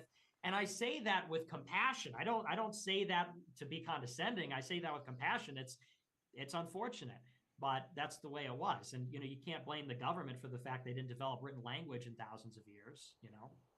Well, I wish I had a better counter argument to that. I'm sure there is one, but I'm not really. He's not wrong, though. I'm not really sure how to debate that. You love to just latch on to whatever he says, though. No, listen. Yeah, Flacco doesn't I'm like actually black people. African. Listen, I'm actually African. Flacco doesn't like black people. Right? Like, I'm actually African, and he's not wrong. Do you think there's something like inherently fucked up about African people? No. Maybe fucked up isn't the words to use here, but No. Right? Again, if you like take people who are, let's say, uncivilized, and bring them here and put, let's say, like an IQ test in front of them, like they'll probably do poorly on it, right? So, right, again, just by default, currently, like we are somewhat be behind the 8 ball, right? Again, like acknowledging those truths, like don't mean it's like it's currently hatred, right? And like he's telling the truth, right? As somebody who's African, I can tell you, we're currently uncivilized. But even like the fact that he has such an interest in it is obviously part of his overall platform, being that white people are essentially superior to black people, right? Do you feel white people are superior to black people? Still no. Still no. I don't believe that because I try I to get think them that time. Well, and I use this as an example. Like Kanye is my hero, and he was my hero before he put on the MAGA hat, before he started talking about the media and everything. What's your favorite album? The God stuff. My got you favorite at album's first? Life of Pablo. All right, well, favorite song off Life of Pablo. 30 Hours or Father Stretch My Hands. Let me get a verse right now. That is a Nick. good album. Let me get a verse. I give you all the verses. I can name 200 Kanye songs. I know all his albums. I know all the words to it. I have Yeezy in my closet. I have a lot of it because it's expensive, but but I'm a fan, and I consider him one of the greatest geniuses alive right now. If he told me to go work for him, I would say yes, sir, Mr. West. Like I would go. Definitely seems possible. I wouldn't be at all surprised. Absolutely, yeah. At this point, He's 24 though, right? Like I feel like he's a kid. Right, but like folks kind of forget like he grew up on Kanye, right? Yeah, fair. I did. Yeah, I grew up on him, and the thing is, it's got nothing to do with interpersonal relationships. I get along with black people, with people of other races. I have a lot of friends like that. Because what people always say is if you talk this way, that means that you hate other people, and you hate other people because they're different. They look different. They are different. And I hope, maybe you guys don't believe me, but I hope it's coming across that that's not the basis of my worldview. It never has been. Like I said, I lived my entire life not really believing any of this or understanding any of this. And then I just read books, and I looked at some things, and I did some thinking on it, and I realized that this is why the world is the way it is. It's largely because genetics are very real. That's part of it. And that racial identity is salient, meaning it's important to people. It doesn't change the fact. It doesn't mean I treat people differently. It doesn't mean I look down on people or anything like that. I have love for people, but it's just we want to make sense of the world and inequality. Globalization is forcing lots of different kinds of people to live together, and we're having to come face to face with human inequality of all kinds. You go on TikTok, and this is one example. You'll scroll through TikTok, and one guy will be famous on TikTok, a guy or a girl, because they're just beautiful. You have like a hot girl, or you have a Chad guy, and then you'll scroll up and you'll see someone famous on TikTok because they're like deformed, because they're literally like they've got some issue, or you'll see someone with roaches on their walls. And it's like communications, technology, all these things is forcing us to come face to face with severe, objective, immovable human inequality. And it's very uncomfortable and disturbing for people because we like to believe that we like to ignore that. We have this sort of self-help culture where it's like, you can be whatever you want. You can overcome anything. And we're being confronted with the fact that that's not true. Some things are just predisposed because of genetics. Some people have a longer lifespan or shorter. Some people be tall or short physically. Young or die old due to genetic disease factors. Some people be successful or unsuccessful because of their IQ. And this is true between individuals and groups. And it's unfortunate, but it's the way it is. And, ignoring it is not helping anybody. It may make people feel better for a moment, but it's obviously not working. Again, man, like that. Again, that's definitely true. Now, listen, right? Can we move on to some more lighthearted stuff? Sure. Yo, is Nick Fontes dating somebody right now? No, I'm not. Yo, who's your celebrity dream chick? Megan Thee Stallion. Come Who? on. Megan. Megan Thee Stallion. No, not really. I will say though, I say this on my show usually to disarm people. I'm not just into. I want to marry a white girl, but I'm not just into white girls. That's sort of like my sacrifice. Is my dream girl's actually Asian. She's a conservative. She's in the conservative movement. I don't want to name her because then she's going to get in trouble. But that's my dream girl. But it can never be because she's not white. Wow. And I told her Like a that. true I love told her story. that. What's that? That's real commitment right there. A true love story. That's right. Yeah, Romeo and Juliet. But so, who do you like Lauren Southern or Tommy Loren? Which one's hotter? I think Lauren Southern's hotter. Okay. Since the plastic surgery, which she got, which is real. Well, I mean that helps, you know. Yeah. Is Tommy falling off? Oh yeah, I haven't even heard of her, man. Right? Yeah. Yeah, I don't know what happened. Well, she got fired because she said she was pro-abortion. She was working for Glenn Beck. She got fired because you can't really do that. Right. So. And you want abortion and condoms to be ruled illegal by the Supreme Court, right? Well, right now, the Supreme Court says the state can't make it illegal, and I want them to repeal that. I think states should be able to make it illegal. And then you'd like to live in a state where it is illegal? Where it is illegal, yes. To purchase condoms? Yes. So you don't think more out of wedlock babies would be bad for society? Well, I think that, that's one way to see it. The other way to see it is that the existence of condoms creates moral hazard. I think you may have more out of wedlock births with condoms because it's this idea of like a false sense of security. If you have condoms, then it's basically there's no penalty, there's no consequence for having sex out of wedlock, so people do it. And then if the condom fails or if it doesn't work or whatever, maybe they wouldn't have had sex otherwise. We got to introduce him to NBA YoungBoy. He got like 10 babies. He's like 22. He's 23 now. You would love him. Yeah, maybe. AD had a baby at 18, and if condoms weren't around, he probably would have had fucking 10 by now. Probably 17. Just late for 20? Okay. 20 is late to have a child? In a hood, yeah. Wow. Yeah. Fucking all right. Anything else? No, man. Listen, Nick, I think for coming, Yeah, it was good to have a conversation. Finally, actually break bread, A lot of people didn't want us to have this conversation, but we're about building bridges here. And so it was interesting to get to hear your platform, and I look forward to hearing how people shit on my responses. Yeah, thanks. And I'm still working on getting Tariq. I asked him, and he said, fuck no. Hell no. Oh, really? Okay. And he says they're giving him a platform for him to troll. Again, and he says that he will destroy you easily, but even giving him that, sit down is what he wants because he's going to... He says Nick is going to embarrass himself, but that's what Nick wants, to troll and embarrass himself. Sounds like a cope. But, you don't feel like you're right. trolling at any point in this? I mean, I felt like we got a pretty straight up portrait of who you are. Yeah, I wasn't trolling. I mean, the people say I'm a troll. I make jokes, and I think people can tell when I make jokes and but people can also discern my real views. So I wasn't trolling. I mean, I didn't say anything disingenuous in this interview, if that's what you mean. Right, yeah. So, well, yeah, I appreciate you having me on. It was great talking to all you guys and meeting everybody, and maybe we could get a debate together. For sure, yeah. Yo, listen, if Tariq will do it, would you do it with RZA Islam? Oh, Lord. I would love to see that. Anybody. I do it with anybody. Oh, I'd love to see them talk. RZA would definitely do it. I feel like you guys agree on Add 19 keys in there as well. 99% of shit. I feel like you guys would agree on. Well, you're saying Reza Aslan? Yeah.